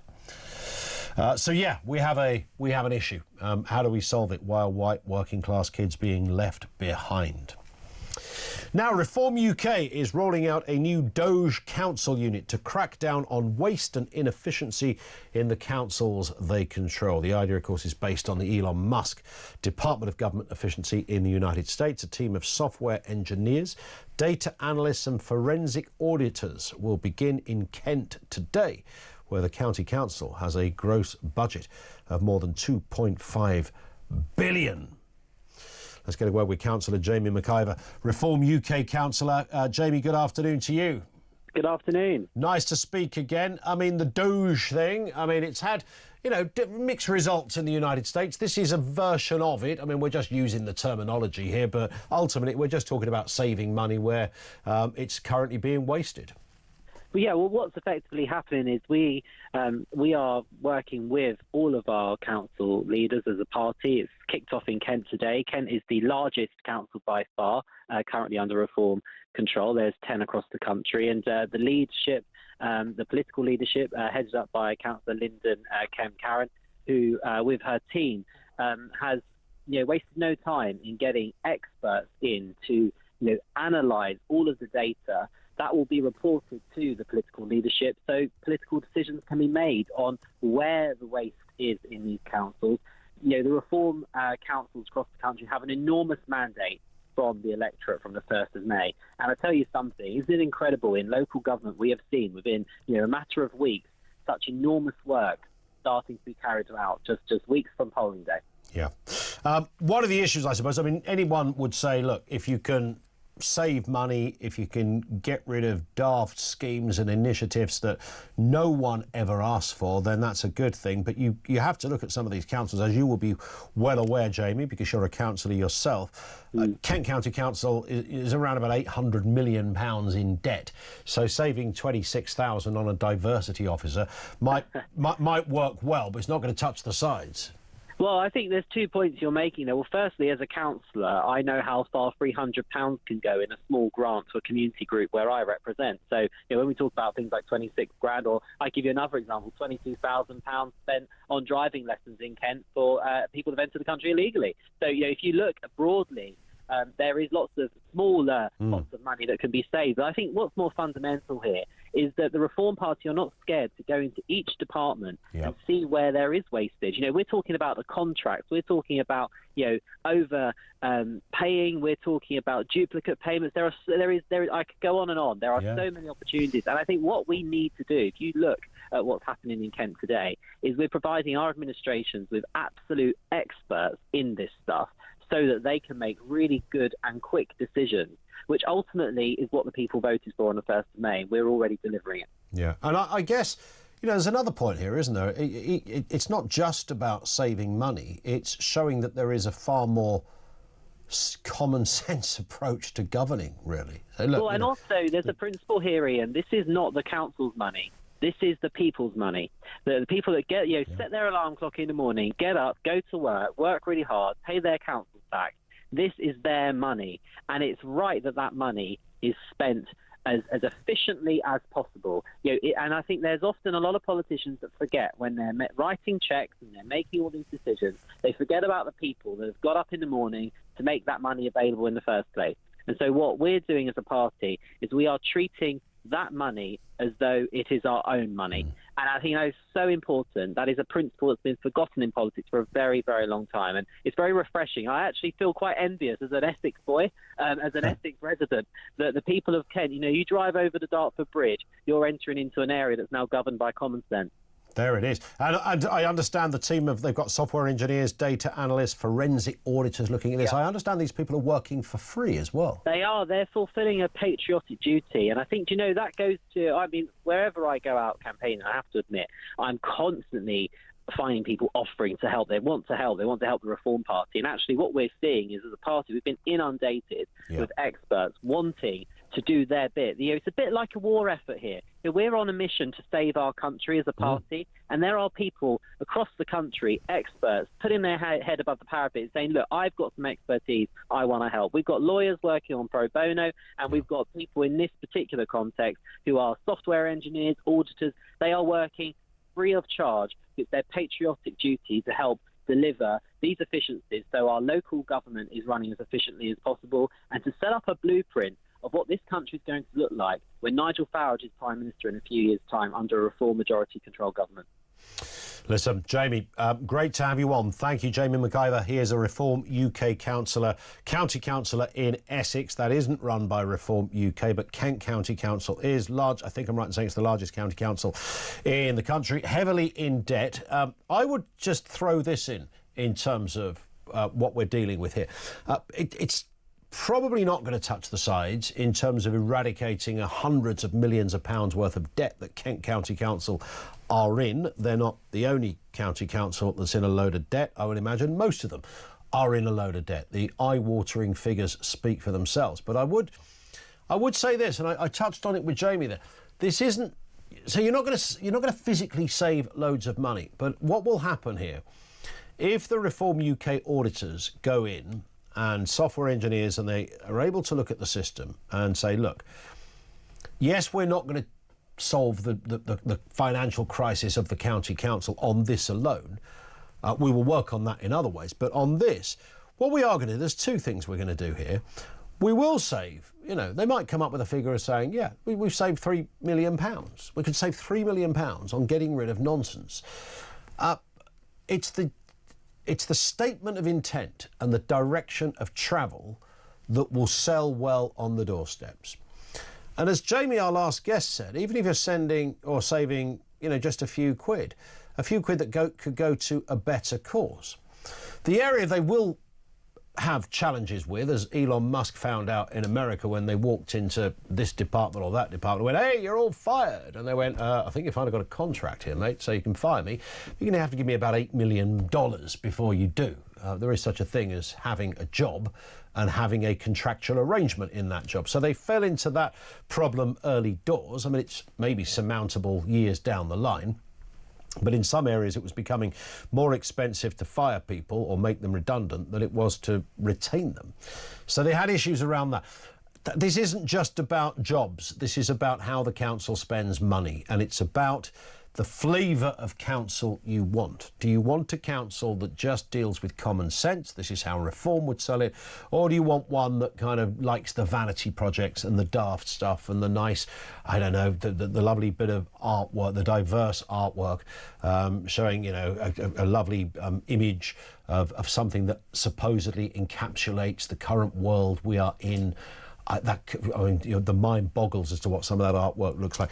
It's going to cost 30,000 quid, and every local council is going to have one in their foyer. Yeah, it's that.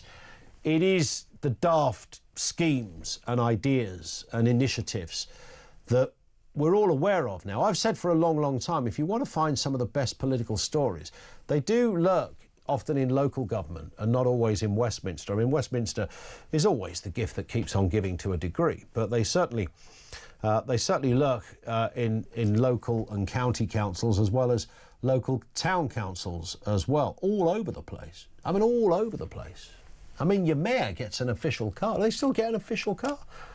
Fella down there in Ashford years ago, I went in it once with him when I was working in local radio.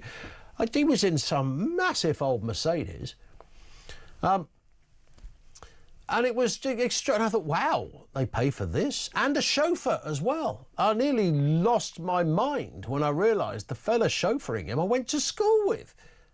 I thought, look, good God, it's Benny driving the car. What's he doing? But that would have cost an awful lot of money, setting up the mayor's office. These are areas where maybe, somebody would explain to me, actually, it does pay off. And does it? Does it really? We'll talk more about the Quran burning verdict in a moment as well. Let's go to Heather in Girvan. On white working class kids, Heather, what are your thoughts? Come from a working class position of families. Don't you realise that these working class people have come from a long... I'll tell you what, Heather, your line sounds like you're in one of Keir Starmer's new submarines. So we'll try and get you back on a better one. I did want your thoughts on the fella that's been found guilty of religious public order after burning the Quran outside the Turkish consulate and shouting some profanities about Islam and it being a religion of terror, etc. There's loads of areas of this story that you will rightly be uncomfortable with. What we don't want here is some kind of, I don't know, some sort of Sharia law, which is how some people are defining it. And you certainly don't want, let's be kinder, you don't want blasphemy laws where, you know, any religion that you have a pop at. This fella set fire to a book outside an embassy. The most I think I would charge him with would be littering. Because it's a bit of an ache, isn't it, to clear up someone who's just set fire to something in the street. That's just messy. But as for the other stuff, he clearly went to cause a scene. I think he live streamed it as well. He went to stir something up. Now, that would be seen as a public order issue. He wanted a response. You don't do that on your top. Didn't do it in the middle of the night when nobody knew and then just filmed himself and then put it on social media. If you live stream it, you're doing it so everybody can see. You are doing it to cause a reaction of some kind, and that reaction could well be a violent reaction, and it turned out that it was. There's still question marks over the man that then allegedly attacked him, etc. But the religious bit is where we should all pause for 1 second and say, hang on a second, religious public order. I mean, public order, yeah, OK. Set fire to something in the street, starts effing and blinding and telling everyone that they're a terrorist if they're of a certain you know, even a right-wing lawyer would probably roll over and go, yeah, that kind of is a public order act. But it's the religious thing, it's the religious component to it that is disturbing. Is it right that this man was found guilty? Your thoughts on that as well. 0344 499 1000. And I did say before, I think with religion, it's an area that lampooning and cartooning and satirising religion, and we've seen it through the years, you know, the Python stories, Life of Brian, of course, Holy Grail, all of that, the list goes on. We've seen it in horrendous cases where people have lost their lives because they lampooned a religion. Charlie Hebdo is the obvious example of that, but there are many others. We have a teacher still in hiding in Yorkshire because of a similar issue around the Prophet.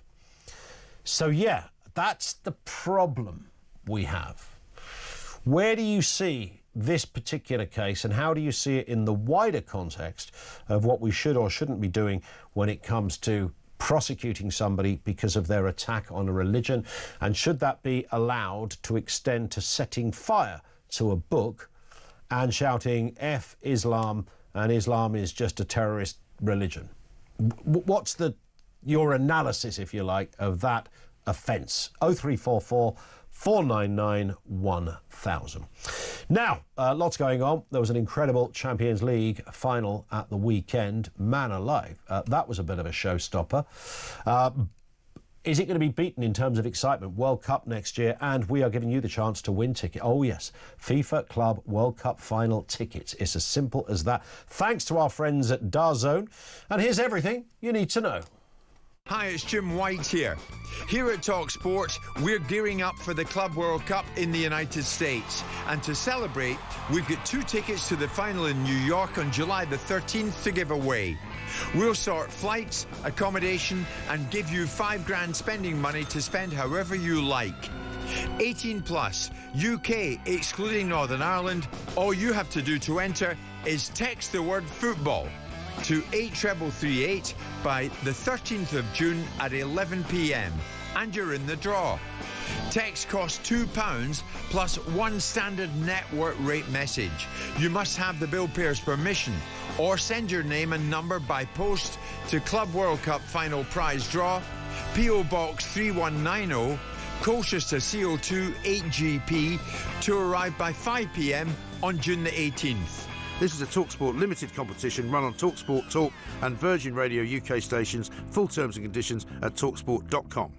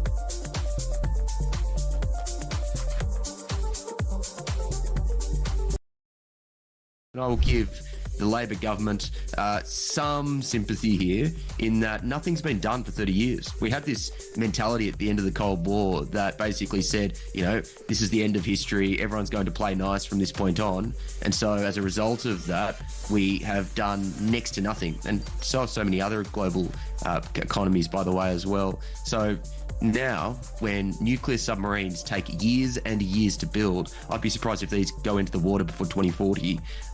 You know, it feels like too little, too late to me. You mean, I don't know if you've been to conflict zones of the past. I've been to lots. I've been on multiple tours of Afghanistan. I bow to your greater knowledge, 100%. And so what I would say is that usually in conflict there are civilian casualties, and it's a travesty every time it happens. So we implore, if you let me finish 2 seconds, we implore any armed forces or any military man, woman, to ensure that they minimise civilian casualties. And the combatant versus civilian deaths is virtually 1-to-1 in Israel. Does that suggest that is a proportionate response? I'll need to look at the evidence. I haven't looked. Across the UK, on DAB+, on your smart speaker, on your smart TV, and on your side. This is Talk. It is Talk. Just before we go back to your calls, don't go away. Mark in Lincolnshire and Heather back with us as well. We've got a brand new voice of doom. I think this is doable, OK? You want to have this is the mystery voice for those that don't know, with a political angle. Could be a politician, past or present, or someone who's been intrinsically linked to the world of politics, past or present. Here's the voice. That, I think, would now be described as greed. Right, OK. Does that sound familiar to you? Don't phone us, by the way, because we're not giving out any prizes here. But you can message if you fancy having a crack, 87222. Here it is again. That, I think, would now be described as greed. Who do you think that is? If we get a correct answer, as ever, we will dutifully impart that correct answer after the news headlines at 3 o'clock. If not, it rolls over to tomorrow. Here it is one more time. That, I think, would now be described as greed. There it is, 87222. Fred says, Ian, it's called free speech. This is the fella just got in. Well, that's the question, isn't it? Where's the line of free speech in a Public Order Act? Is free speech the right to do something that might incite some kind of response that could be a riot or some kind of, act of violence that initiated because of what you did? Then your free speech is somewhat compromised. Is it okay if I shout in the street, I want to have a scrap with anyone who is whatever? I don't know. I pick a religion, a sexuality, a gender, whatever you like. If I keep doing that long enough and there's a fight that breaks out, I might get nicked. I couldn't claim free speech. And that's the question. He was found guilty. But it's the religious bit that's uncomfortable. Talk to Mark in just a second. Heather, what are your thoughts on this, Heather? Good afternoon. On white working-class pupils. Working-class people. So the reason why it's a class war element, it's been going on throughout history, with the middle class on one hand, the harder intellectual. I tell you what, your line, Heather, is still getting the better of us. We will try to get you back on a better. We'll give it a third go. Mark's in Lincolnshire on the burning of the Quran story. Man found guilty of religious public order offence. What are your thoughts, Mark? Hi there, Ian, mate. Yeah, I mean, for me, it's the religious element of the offence. The charge, the conviction. Because it should not be a religious public order offence. Public order offence, yes, fair enough, he burned a book. You could technically get him on arsonist or so, you know what I mean? Yeah, indeed, yeah. He set fire to something in the street, which ordinarily would... Yeah. I'd imagine I would get arrested if I did that. Yeah, it's quite feasible, and I would understand that. That's more, more logical. But when you start claiming it's a religious public order offence, when we don't have a blasphemy law, I find that beyond the pale. Correct. I mean... Earlier on there, a few minutes ago, you were talking about this. And you said the one key thing without actually noticing the one key thing, which is you'd said, if somebody attacks me because, I don't know, I've offended the prophet or something, yeah? But that's the central theme in all of this, isn't it, Ian? Yeah. Because if you were to go out and you were to do that to a Christian, to a Jew, to a Hindu, the likelihood is you're not going to get somebody coming out trying to kill you or mean you some kind of harm. That's the reality. That's what we face. That's why I've often talked about Islam and its role in the West in general. We had when the school teacher was I'm trying to think where it was now. Batley. The Batley school teacher. When he was, taken off duty, we had these parents outside of his school, some saying he should never work again, and others saying he should be in jail. Now, those parents, I would have put all of those people in jail, frankly, because it was such a ridiculous idea. It's not the country we're in, where it mightn't have been his finest moment as a teacher. I'm willing to believe that, but nonetheless, I mean, free speech, where is that in all of this? Well, I'm pleased you mentioned Batley, actually, because that's quite an interesting case, I think. Because obviously it's ridiculous, abhorrent that guy has to still be in hiding. Still in hiding, yeah. But the thing that I always found really interesting about that is we always hear in the press when, Muslims are kicking off, they're extremists. They're not moderate Muslims. Well, most of the people outside that Batley grammar school, and quite a few of them were calling for his head on a platter, quite literally. But the vast majority of the people outside that school were the parents of the kids from of kids from the school, absolutely. Mark, I step in there because we're about to hit the clock. Very quickly, a reminder of the voice of doom. That, I think, would now be described as greed. Who's that? 87222. News headlines at 3, coming next.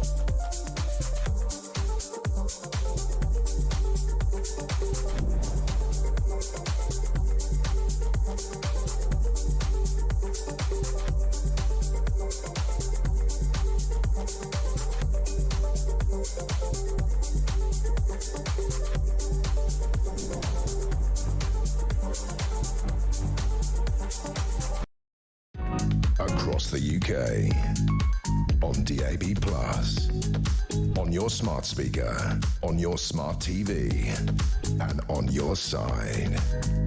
This is Talk.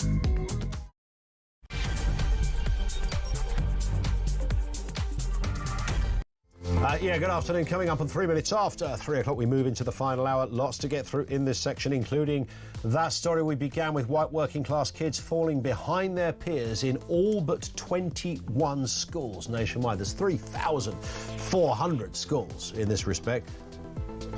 All of them bar 21. Official data has revealed. Education Secretary Bridget Phillipson says these kids are being portrayed. Well, do something about it. Or is it a parental thing? Where do you point the finger?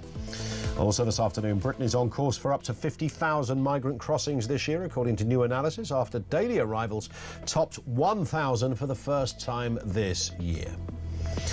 And a man has been found guilty of religiously aggravated public order offence for burning a Quran outside the Turkish consulate. He says his conviction was an assault on free speech and will deter others from exercising their democratic rights. He's not gone to jail, by the way, but he's found guilty. We'll have more on that, your response as well. 0344 499 1000. Just before we carry on, let's do the voice of doom. Can we have another listen to the voice? That, I think, would now be described as greed. Greed. That's the voice. These are some of the guesses we had. Roy Jenkins, that kind of works. Manny Shinwell, I don't know, that sounds like someone's friend.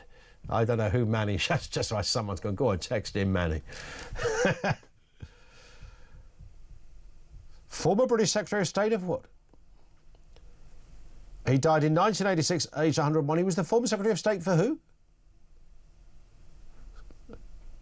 War. Oh, for war. OK. Oh, well, that must have been way back in the day then. Not in 1986 he wasn't, was he? Oh, he died in 1986. I'm getting this information in my head. Died at 101. That's who Manny Shinwell was, who I'm sure was somebody's best friend. Maybe it was his best friend that phoned in, who's 110. I don't know. Tony Benn, it was not. Roy Hattersley, no. Tim Montgomery, no. And always love this guest, Angela Rayner. Can we have a listen again? That, I think, would now be described as greed. It's a bit Angela Rayner-y, I think you'd agree. But none of those were the right answer. We did get several right answers, as we wondered if you would, from Adam in Sheffield, Martin in Whitley Bay, Karen in the New Forest, James in Worksop, were the first four to get it right. It was the man with the greatest eyebrows in the world of politics. It was Sir Bernard Ingham, former press secretary to Margaret Thatcher, a man who started out as certainly a socialist, working for Mrs T, stayed with her for the entirety. Sir Bernard Ingham was the correct answer. No longer with us either, by the way. Now let's move to this story. Britain now on track for up to 50,000 channel crossings this year. 50,000. This is extraordinary. A staggering 1,194 migrants made it over on Saturday alone. That's the highest daily total since 2022. While just 184 of those boats were stopped. One would assume that's at the French end. Border Force intelligence suggests more than 2,000 are currently waiting to make the journey, with warnings of a catastrophic summer ahead. Let's speak with Dr. Mike Jones, political scientist and migration expert who regularly helps us out on these stories. Mike, good afternoon to you. I mean, these are, we're used to seeing eye-watering numbers, but they kind of went to another level at the weekend, it seems.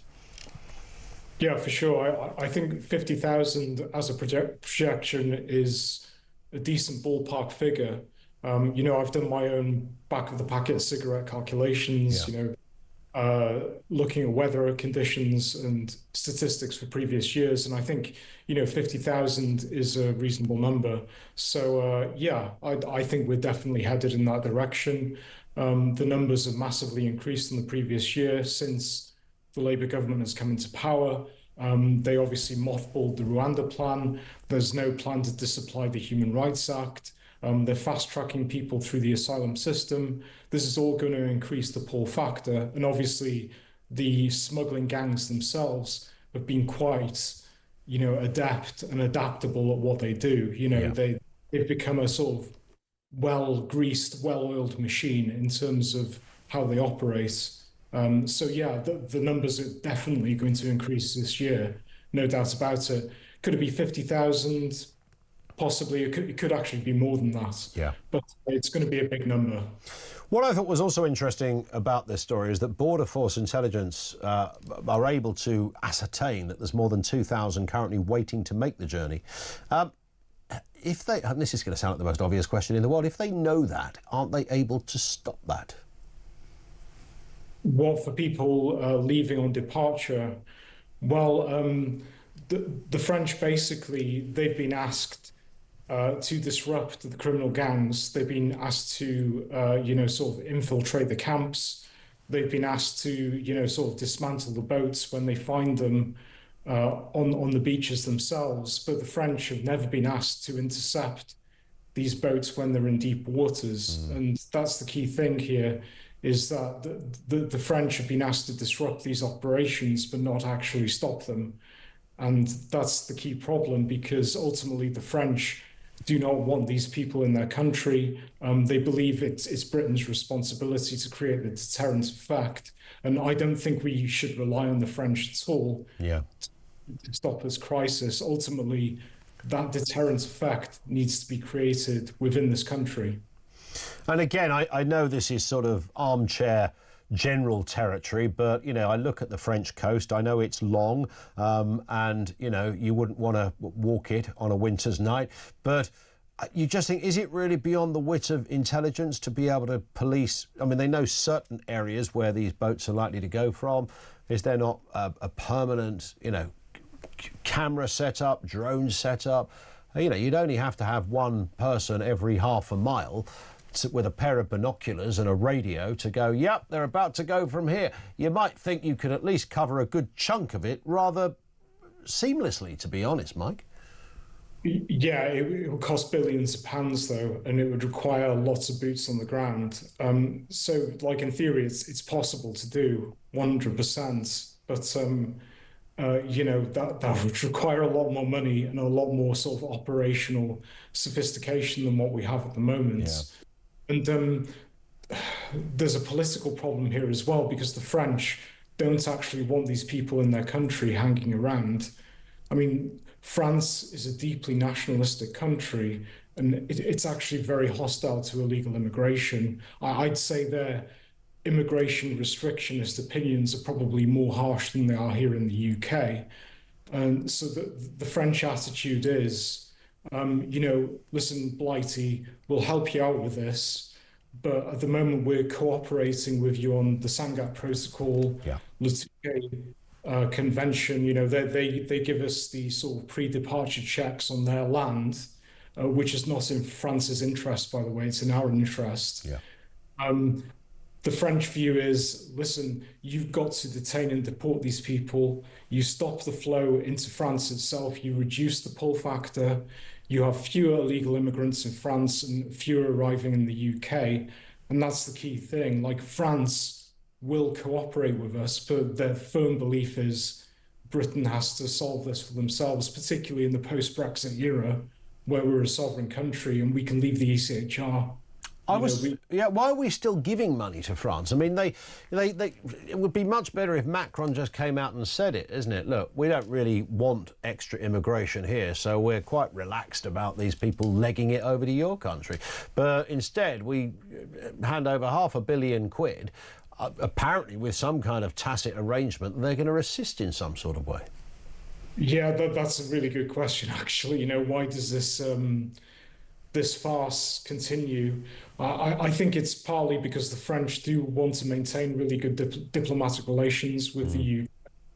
I think it's also partly because the French know that the British political class don't actually want to solve this problem properly by changing the legal system within our country. They know, Sir Keir Starmer, Rishi Sunak, they have no interest in changing the Human Rights Act. And that's fundamental to it. I mean, what Macron's personal view on the ECHR is, I don't know. I mean, I think the French sort of tentatively will be happy to be members of the ECHR, but they do ignore it from time to time. But obviously, with the common law system we have in the UK, we have a more activist judiciary. Articles 3 and 8 of the ECHR are invoked very frequently, and we just can't get a grasp on this. We have to fundamentally change the legal system, and the French know we're not going to do this, but at the same time, they want to show that they're willing sort of diplomatic partners. I think Keir Starmer is on hiding to nothing. He's not going to get much out of this. Let's put it that way. Is there another way? I noticed that Keir Starmer, who's clearly under pressure, is going to be challenged by Chris Philp, the Shadow Home Secretary, on whether the government could halt the fishing deal with France until France makes good on its pledge to intervene and stop small boats. I mean, that would be elevating it to a whole different level and never been seen before level, but would it work? Well, listen, if we're going to halt fishing rights to the European Union, it should be because it damages the British fishing industry. Yeah. It's their interests that matter first and foremost. Why the hell is this being used as leverage with migration policy? It's disgusting. And, Chris Philp, I think he worked under Sajid Javid and also Boris Johnson. And, he's perfectly aware of bilateral relations between our country and the French. I just think this stinks of opportunism if I'm completely honest. Yeah, no, I think you're right. And, you know, it's interesting. These guys, you know, are not without blame. And as you rightly say, Mr. Philp was part of the previous government and has worked with other prime ministers close up. You mentioned Sajid Javid there, who I think was the first person to sort of use the phrase, this is a, you know, I don't know, a national emergency or something like that. We're going to send in the cutters, the drones. We all remember it well. There was Sajid down there with the big high vis on at the port of Dover, getting all strict and Home Secretary-like on us, thinking, wow, this is the... And then literally nothing happened.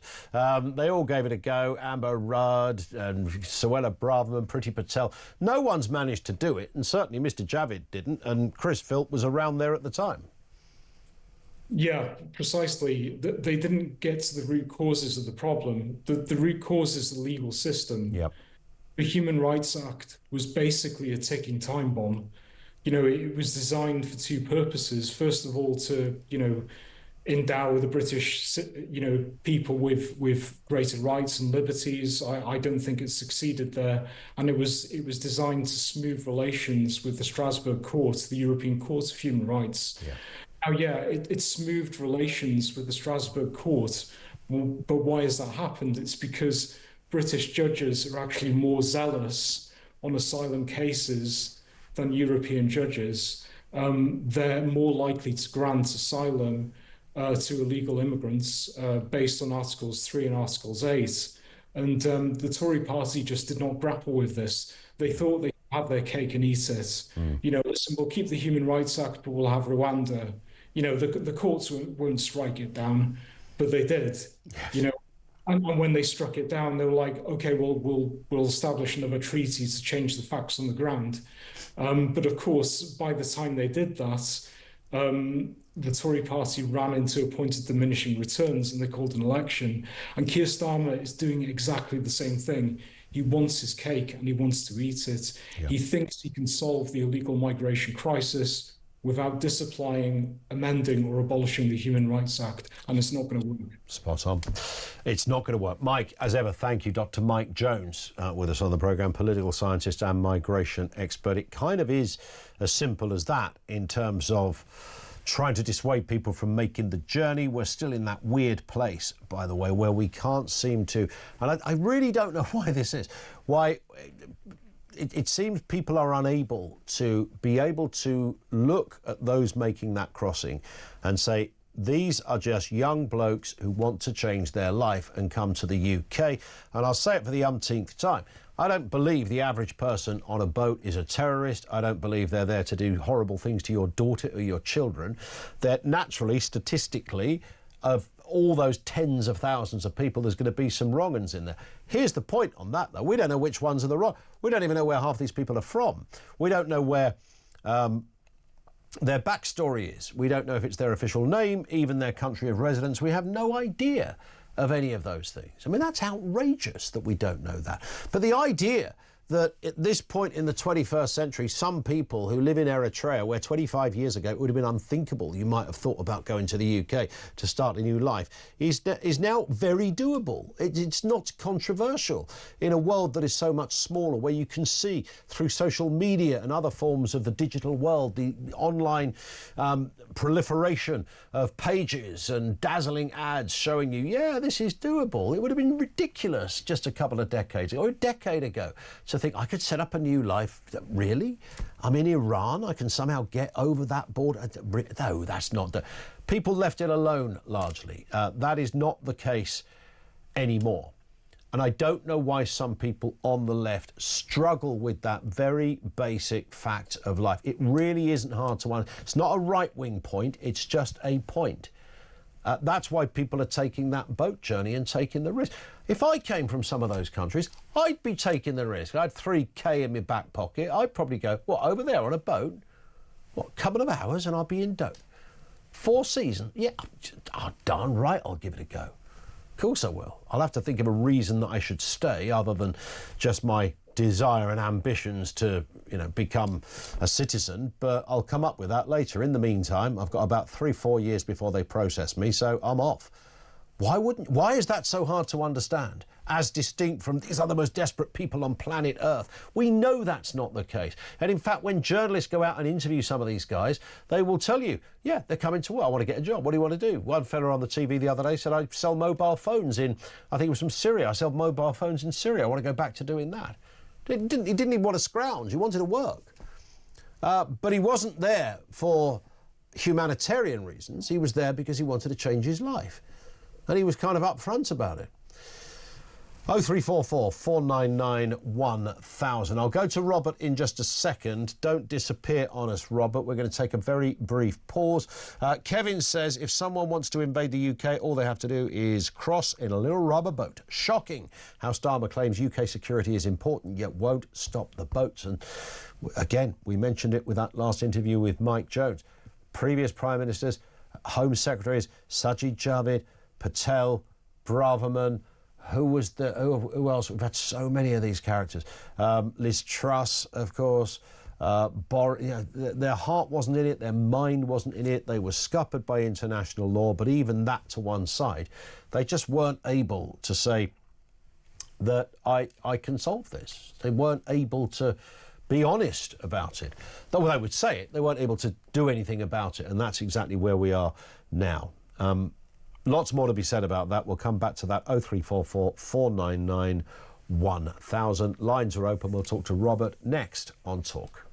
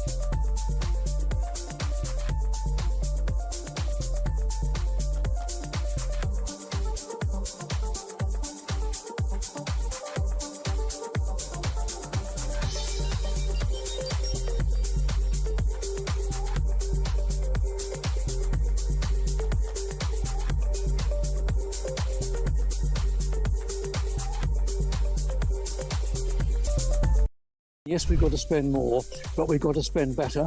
The history of our defence procurement has been pretty woeful in the past, so we've got to have better project management. We've got to make sure that when we've stated a requirement, we've let it out to industry, that the conduct of delivering on that contract is well policed and is well done to time and to cost. And that requires some discipline from the user, not to change the requirement halfway through a contract. Because when we do that, that brings in more costs and it brings in delay. So discipline is required on both sides.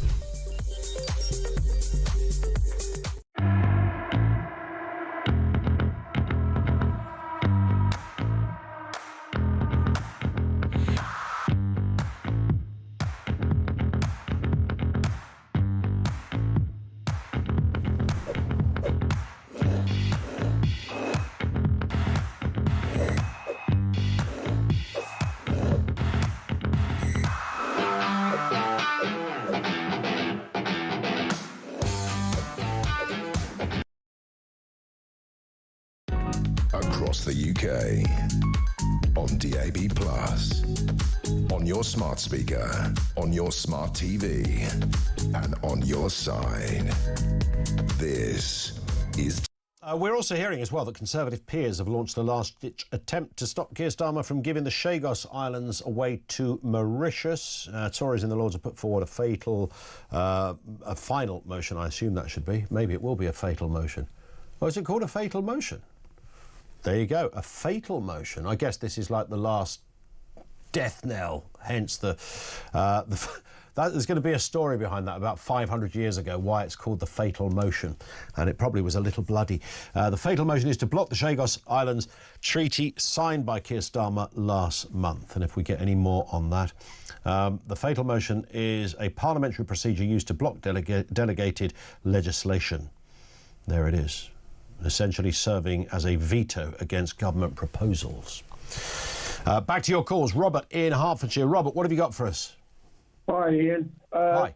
If you remember last week, me and you had a bet in front of thousands and thousands of your listeners, and I said that Starmer would be gone by Christmas. You did, I'll yeah. tell you what, a bottle of beer was our bet. I'm going to up the ante. He'll be gone by the end of the summer, 2 bottles of beer. I thought you were going to say the end of the week. I mean, that would have been really... So the end of the summer, he'll be gone? He'll be gone, 2 bottles of beer. Have you got the stomach for it? Put some meat on the bones for us, Rob. How is he going to... On what basis will he be outed? How will it begin, if you like? Is it a coup? What will happen? Well, first of all, we are turning into the Rwanda of Europe. There's no 2 ways about it. We're the Rwanda of... Everybody's getting rid of their dirty washing on us, especially France. But I'll tell you what, I've got an idea for Starmer to keep his job. And all he's got to do is have a press conference to the British public and say, excuse me, but I'm going to go into Cockney speak now, but I'm going to wipe my mouth. I've made a rick. I'm going to call Rwanda back on again. Tell you what, if he'd done that, his popularity, because I can't see why he wouldn't. If he went cat in hand to Algeria, or was it Albania or Algeria? Albania. All he's got to do is just call it on. If he calls it on, I'll tell you what, he'll do Nigel Farage a lot of damage just by call, because he's got to call something on. They've got to go somewhere. I mean, so you're saying if he doesn't do that, his own party are going to oust him? Well, I said to you before, I think his own party are going to oust him anyway, the left. They've been very quiet at the moment, and what they're doing, they're letting him do all their dirty work for them, right? So all the unpopular decisions, he's doing them, and he's falling for it. First of all, I thought he will probably go after the next budget, but the way things are going, and with the amount the migrants are coming over, the only other thing I don't like, they should make it illegal. Why are they saying to householders they're offering them all this money to house migrants? That's terrible.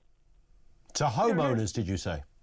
Well, yeah, they're homeowners. So if you've got a second home, rather than renting it out as normal, you can rent it to the company. Yeah, but they will pay all your bills for 5 years. All of that. Every box ticked. A nice guaranteed half a decade's worth of income.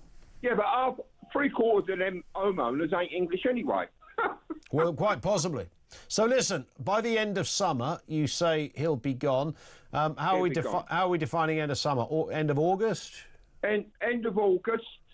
By the time I was with you, things has happened, you're going to have to cash one of your eyes in. I'll tell you. Because, it's every day there's something else. I'll tell you a worrying thing as well. With yesterday's migrants, and this is worrying, I watched a thing on Facebook and there was a guy filming it. He was a bloke and he's sitting on the beach. But they've actually got helpers this side of the channel helping them off the boat. What's all that about? Well, you often find border force will help people off the boat. Well, no, these were just ordinary people. They've run up and they've got them off the boat, up really quick. And the bloke who was filming it drew attention to it. He said, "Where's this come from?" And they was helping all get off, and then they all scattered. So a far more. They scattered. Yeah, they just say. I mean, that's a whole different form of those people are kind of different to the ones that don't want to scatter. They want to be put into the system because that's when you get your roof over your head in a hotel. It might not be the life of luxury, but it's better than what some of these people had before, and better than many people in this life, in this country, particularly former service personnel who are living in shop doorways. So, what do you think of my idea about calling Rwanda back on again? Well, I can't imagine Keir Starmer doing it. I just can't see him doing it. I also don't think he'll be gone by the end of summer. Really? Yeah, I reckon you might owe me a couple of bottles of beer, to be honest, Rob. Oh, it'd be money well spent, but you know. I think oh no! Don't get me wrong. I'd like to see it. I just can't see what mechanism would make that happen. But I hear you. Listen, I'm going to move Robert for time and no other reason. There is always that. You know, if you... depends how much news you digest and what angle you digest it at. I've said this before. When there was they did a Twitter poll on should David Cameron be ousted from office. And it was only on Twitter. It wasn't even one of those polls that you get the government to debate. So they got, you know, I mean, it's not that hard to say, do you think your Prime Minister's a bit rubbish? There's always going to be X amount of people, i.e. anyone who didn't vote for them, is going to say yes. Should we get David Cameron out of office or whatever, however it was worded? I had a couple of people shouting at me on the phone saying, you do realise Cameron's going to be gone by Tuesday. Why? There's 750,000 people on Twitter have said yes, he should go. As if that was a mechanism. To be fair to Robert, he's simply talking about the party itself will get rid of him. Not that he's going to be lifted out the Downing Street door by punters, but his own party. End of summer, not so sure. Thank you to Robert. Brian referenced that question, why are white working class kids being left behind? Says it's all down to the teachers and the education system being afraid of being accused of racial discrimination if results were in favour of white kids. So it actually works in the totally opposite direction, with white kids losing out in the classroom simply because they're white.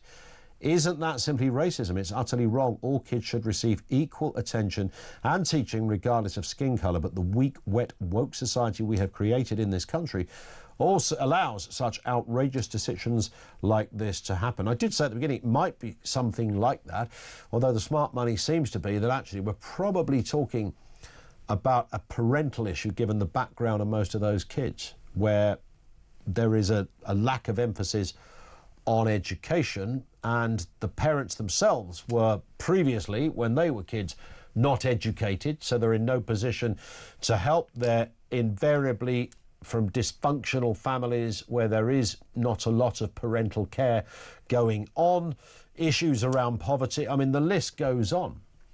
And that's not being replicated by some of the kids from other backgrounds who have a similar home story where it's not about opulence, but there's still an emphasis on the education from the parents. That's according to some of our guests this afternoon.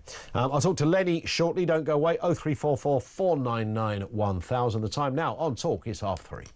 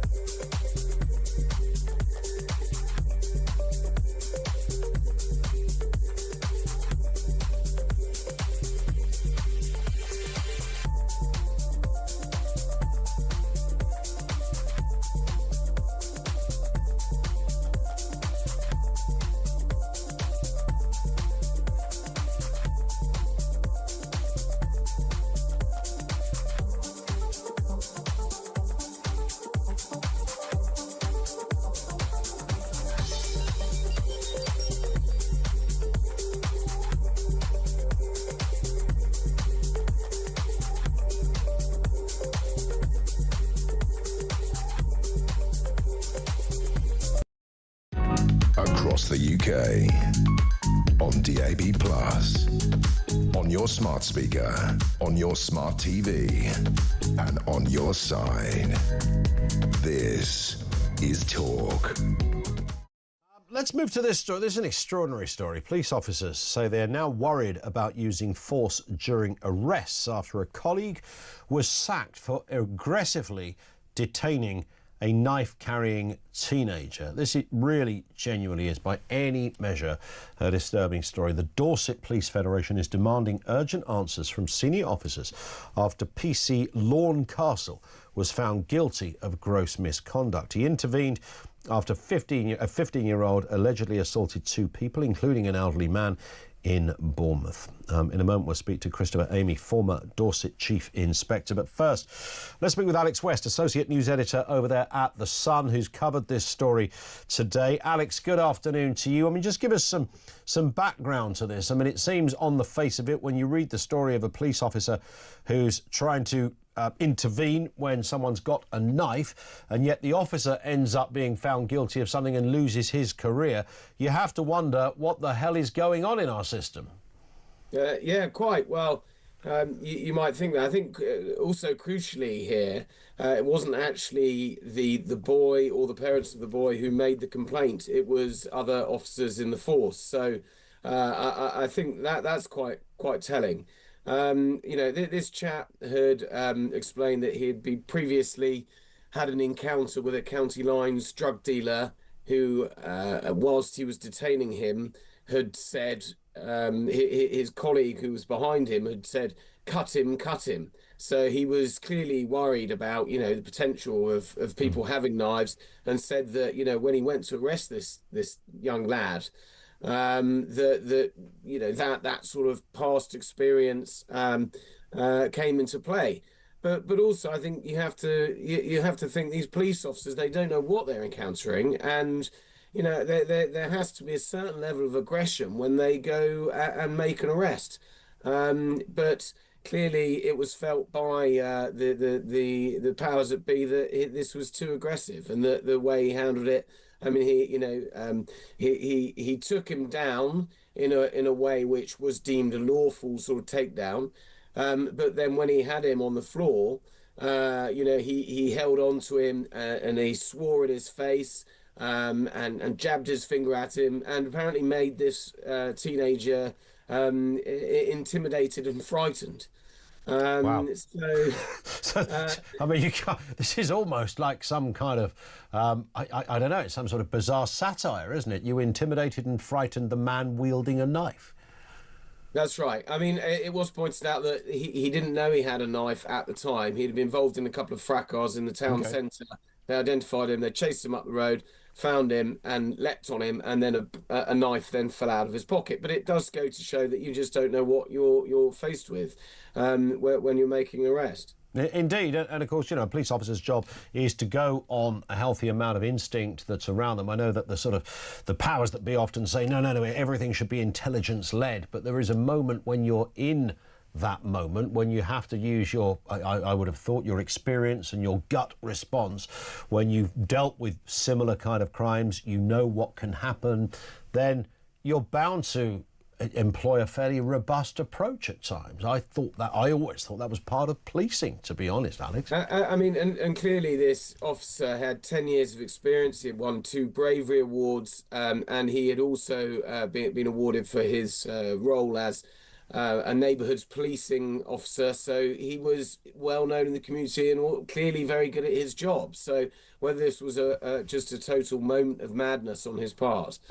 But what's interesting as well is that the body cam footage has never actually been released. We've not seen that, despite numerous requests to Dorset Police for that. So whether or not the public should see that, so we could actually understand exactly what happened. I think that's a good question for the police. Indeed, yeah. One wonders where that might be. But of course, we've all seen those police documentaries. I've been out with the police a couple of times as a journalist and been on some of those raids where they put somebody's door in, and man alive, that's a fairly frightening place to be. When they go in and they go in hard, the language that's used, the attempt to clearly illustrate to whoever's inside that they mean business and they're not going to take any response other than what they ask for. I mean, it's policing is not, it's not a comfort blanket all the time. It's meant to sometimes be a little bit uncomfortable, almost by definition. Yeah, I mean, absolutely. They're dealing with, you know, some from very serious criminals from from low level, but right up. And as I say, you don't know what you're going to get. This guy did have a knife. He obviously, I think he has apologized and said that his actions weren't appropriate at the time. But you do wonder whether you've got to put that into context of the chap's entire career. In this moment of madness, is it the right course of action to dismiss this officer who was clearly, a great thing for the force over this incident? But that's up to those who made the decisions on that. Indeed. Alex, listen, thank you for your time. Really appreciate that. Great bit of journalism over there at The Sun. Alex West is the Associate News Editor at The Sun.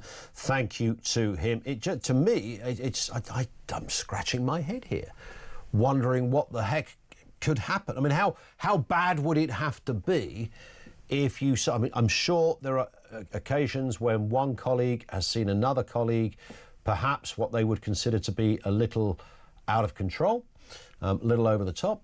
And if that is the case, then fine. You would deal with it. Somebody losing their career in this respect. We are shortly going to be speaking to a former Dorset Chief Inspector who knows very well the person that lost his job, PC Lorne Castle. So he's found guilty of gross misconduct and he's been sacked. Let's speak with Christopher Amy, former Dorset Chief Inspector. Christopher, good afternoon to you, sir. Good afternoon, Ian. I don't know if you were able to hear our previous discussion. We were talking about, common sense policing, gut instincts, experience, all of which Officer Castle had in bucket loads. Not only that, he was recently awarded a police bravery award, a ceremony and a setup that I know well too. This was a guy that was, liked by his colleagues and a good copper. I thought we needed to keep hold of good cops at the moment. Well, you'd absolutely think so, Ian, and I think this is what's prompted the reaction from the public and from Lorne's colleagues as well. And I say Lorne's colleagues because I've had a number of messages from officers currently serving with Dorset Police, and I'm sure if their supervisors knew who they were, they'd be wanting to speak to them. But obviously I won't be revealing any of their identities. But it goes to show the strength of feeling in this case that his colleagues are absolutely aghast at what has happened to him. And of course, it leaves them in a really, really vulnerable position moving forward. You know the officer concerned. You know PC Lorne Castle. You worked with him. I think you had something to do with his training as well in the first instance. Yes, I did. So I first met Lorne in about 2013, and he worked on a community project that I was running in Boscombe, in Bournemouth. We had a really high antisocial behaviour and crime rate in the area of Boscombe, and we had some private money to create a CSAS scheme, a safety accreditation scheme, and we were looking for officers to patrol a troublesome area. And Lorne came to us. He had previous experience, I think, as a doorman. He had his SIA badge, and those were exactly the kind of people that we were looking for at the time to patrol the streets. And simply because we couldn't dedicate police resources to that area. So Lorne came and did that project with me. I thought, this guy's got something. I encouraged him to join. He first joined as a PCSO originally, and I was his training inspector at the training school. And then he later joined as a police constable.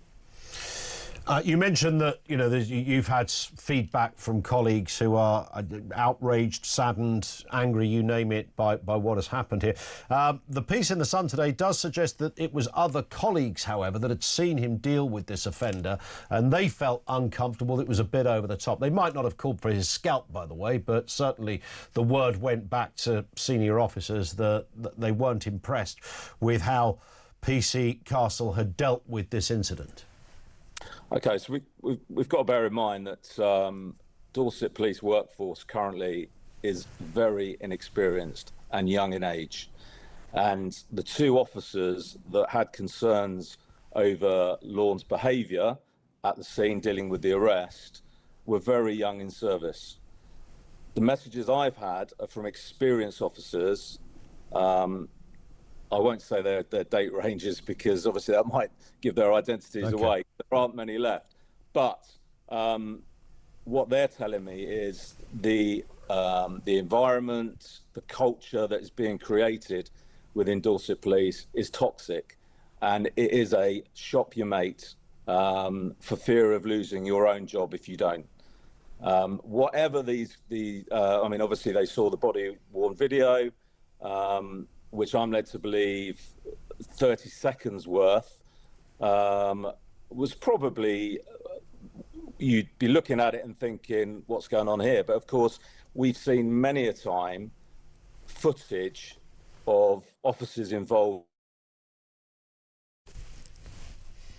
or an arrest, but you only get to see a very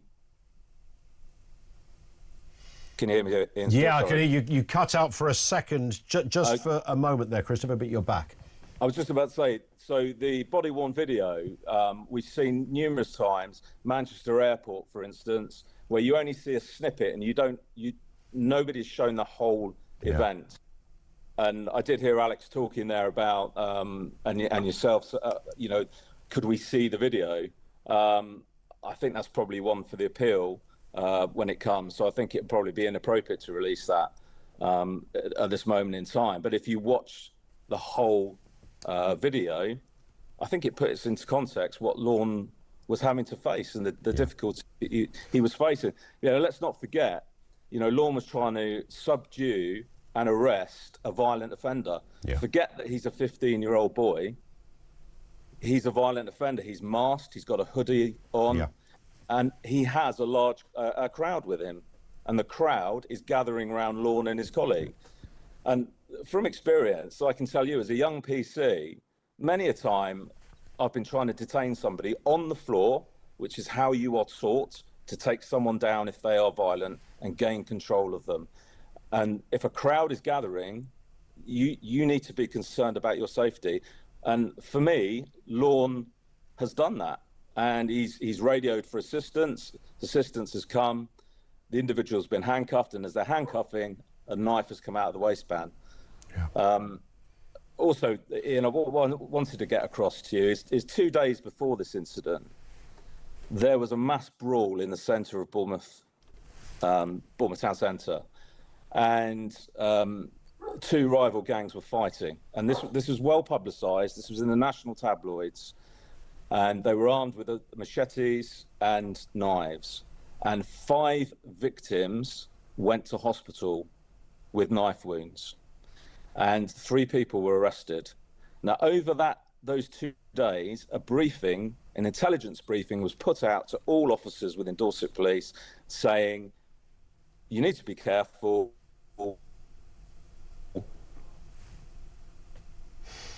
And I think Christopher's line has just cut at that moment. I would assume, and we will get clarity if I'm wrong, that he was about to sort of suggest that the background of that would have informed the vigilance of officers who are dealing with subsequent issues around youth criminality in the area. Christopher, I think we've got you back. I think you were about to tell us more or less that against what had happened in Bournemouth Town Centre, there was a certain vigilance that officers were experiencing around youth and gang criminality. Absolutely, and they were told to expect further repercussions from the original fight 2 days previous. So, of course, when Lorne gets a call asking him to go and detain a masked offender that's assaulted an elderly male and a 14-year-old boy, and incidentally, the 14-year-old boy in the local McDonald's in Bournemouth, where the staff shut the doors and locked staff and customers in, such was the violence from this offender. Lorne's directed to this offender, and of course, uppermost in his head is going to be, has this person got a knife? Is he part of the group and the gang from 100%? And also, there's such a thing as policing experience, where the kind of terrain, sort of what you're dealing. I mean, as it turned out, he was right, because the guy had a knife, for God's sake. I mean, so you get to know this stuff. You know, you can have a touchy-feely approach if you want, but you'd probably end up 6 feet under as the copper if you did that wherever you went. You've got to employ some robust response, one would assume, Chris, to this kind of thing. Otherwise, our police force would be hopeless. Absolutely. I mean, you know, we are there to protect the public, and we can use reasonable force in order to do so. If you're telling me that hurty words and being disrespectful and discourteous to a violent offender and finger pointing, I mean, I've never heard of finger pointing being a use of force. Being termed as a piece of the use of force before. It's very bad, apparently. You can't make it up, really, this, can you? You can't make it up. And I think one of the main issues that I have with this whole thing, if this had been put to me as an inspector on the ship, and I think Christopher, I think we've literally lost your line at that point. But I am just listen. I'll thank you for your time. Very thorough response as well, and you based that on your own policing experience and knowing the officer concerned as well. I believe that he can appeal this if we can just get confirmation off air that he has the option to appeal. Dorset Police Federation, we did get in touch with. They were unable to come on with us. They said, as a branch, we are aware of huge public interest in this matter from all sections of the community, and we have noted their concerns along with the former officer. We're now considering our position and obtaining legal advice. For these reasons, we're unable to discuss the matter further at this time. And the Police Federation, of course, looks out for officers that have been somehow treated in a way that the Federation believes to be either illegal or wrong or discriminatory, or they just need representation. It's not quite a union, but it is there to back the rights of officers who find themselves in situations such as this. Our thanks to Christopher Amy, the former Dorset Chief Inspector too. Lines are open. Back with more from you coming shortly. 10 to 4, this is Talk.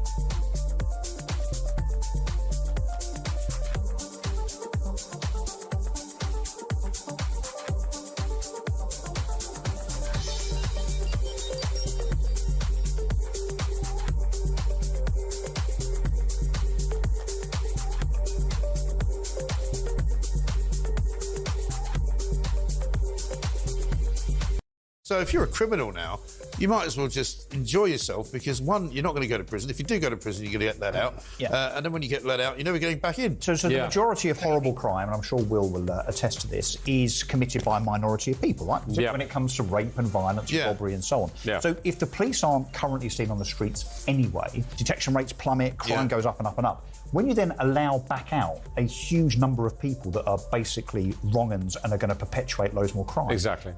I think it might be a recipe for some kind of disaster. I think it would be.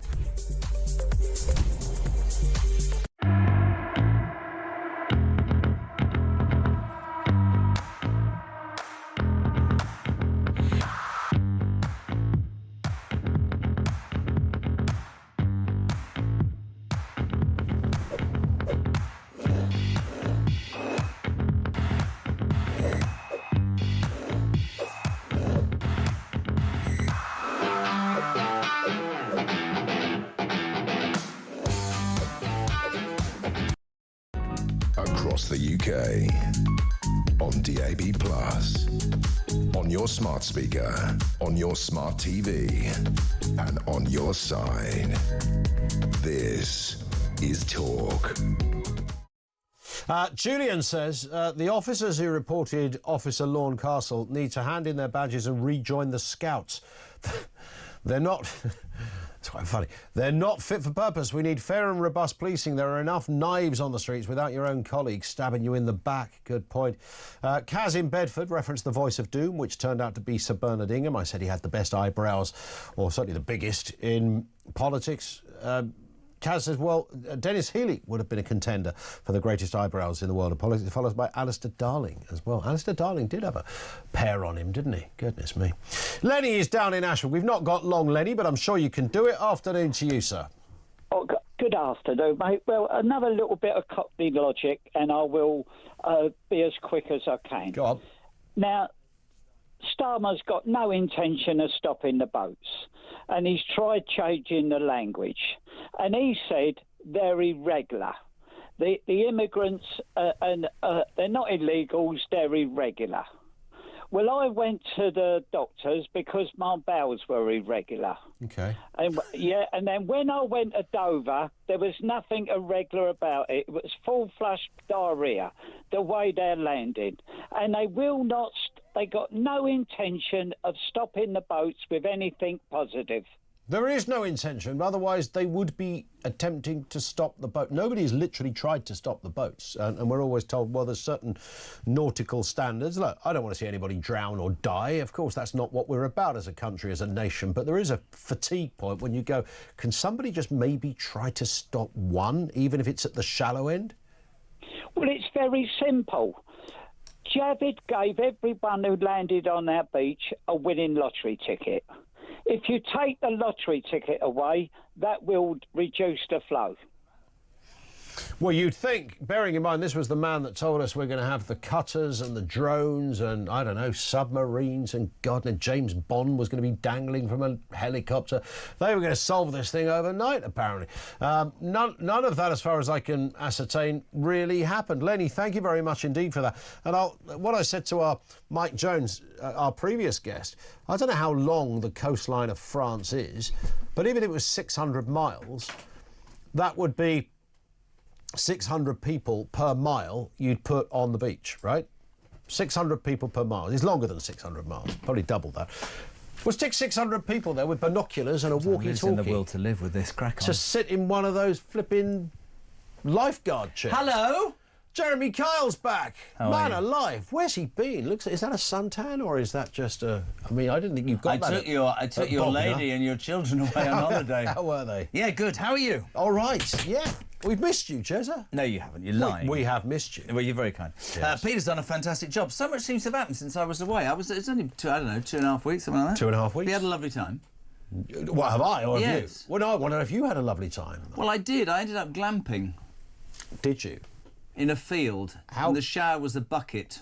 Were you in this country or another country? I can't say. OK. Yes, Well, I was. How glampy were you? Oh, no, it was great. It was great until they said, there's the shower, and nearly went home. I was in Spain. I was all over it. No, it was nice. Very nice. But lovely to be back. In fact, I have to make the public admission that having 2 kids under the age of 5, yeah, right, is much harder than coming here and doing this. I don't know how she does it. It's non-bleeding stop. It's 24 hours a day. Yeah, it really is, isn't And it? today, right, yeah, he's going back to school, Oliver, right? Yep. I'm going to work, and they sleep in till 7 o'clock. How does that work? How does that work with kids' minds? Do you think they go, right, I'm going to get you buggers, right? I'll tell you what I'm going to do. I'm going to wake up at 5:30 every day. Well, you're supposed to be on holiday, but the minute we go back to work and school, I'm going to sleep in. Do you know what I did today as well? Talking about kids. One of them had an inset day today. One of them? One of mine or one of yours? No, one of mine. I thought they both had an inset day, so I didn't bother to get anybody out of bed. You're in No, I was up. I'm up at 5:30. Me, I'm up That's a with guilty my coffee conscience, and my ladies brioche. and gentlemen. And then suddenly all hell breaks loose at 8 o'clock. Oh my God, he's got to go to school. Did you get told off? We sprung into action. I had that little and he was there at the gate at about 29 minutes past 8. Bang. Unwashed, job done. Undressed, no breakfast. Managed to brush his teeth. He's putting his tie on the way. I shoved a bit of toast in his mouth. Is it true that Greta Thunberg is currently on her way on a boat to Gaza? She's going to solve the international Isn't it a geopolitical diesel? war. I've heard from Ricky, it's a diesel-powered boat. and it's the only boat we don't want to stop. In fact, we want to actively pull it towards Gaza, don't we? It's one of those. It's solar panels, apparently. Is it? Jeff, that's the only way she could make it work. Do you know she lives on the Jurassic Coast near me now? Which is full of fossil fuels. I mean, the ludicrous... She's a ludicrous human being. Hang on, Greta Thunberg lives over here? Yes. I had no idea. Yes. She lives on the Jurassic Coast. Really? Surrounded by fossils. How is she allowed to be here? I've no idea. Listen, anybody can be here. She could be an illegal migrant. And then, of course, today, it's all about, like, the defence situation, right? Yeah. Suddenly, Starmer's sprung into action, a bit like you this morning, and we're going to be 2.5 and we're going to 3%. I'm going to make sure we're safe in the world, but our country is being invaded on a daily basis by people who shouldn't be here. Am I allowed to use the word invaded, or does that upset the lefties? I think you can use whatever words you like. I go back to Beryl in Rochdale. Worked all her life. 12th in the queue. No good. No good whatsoever. I mean, these are basic... They're very simple assessments of a grave and deplorable situation. I had somebody say... No one can say it's OK, right? No, it's not OK. And for all the people who go, oh, that's being really unfair,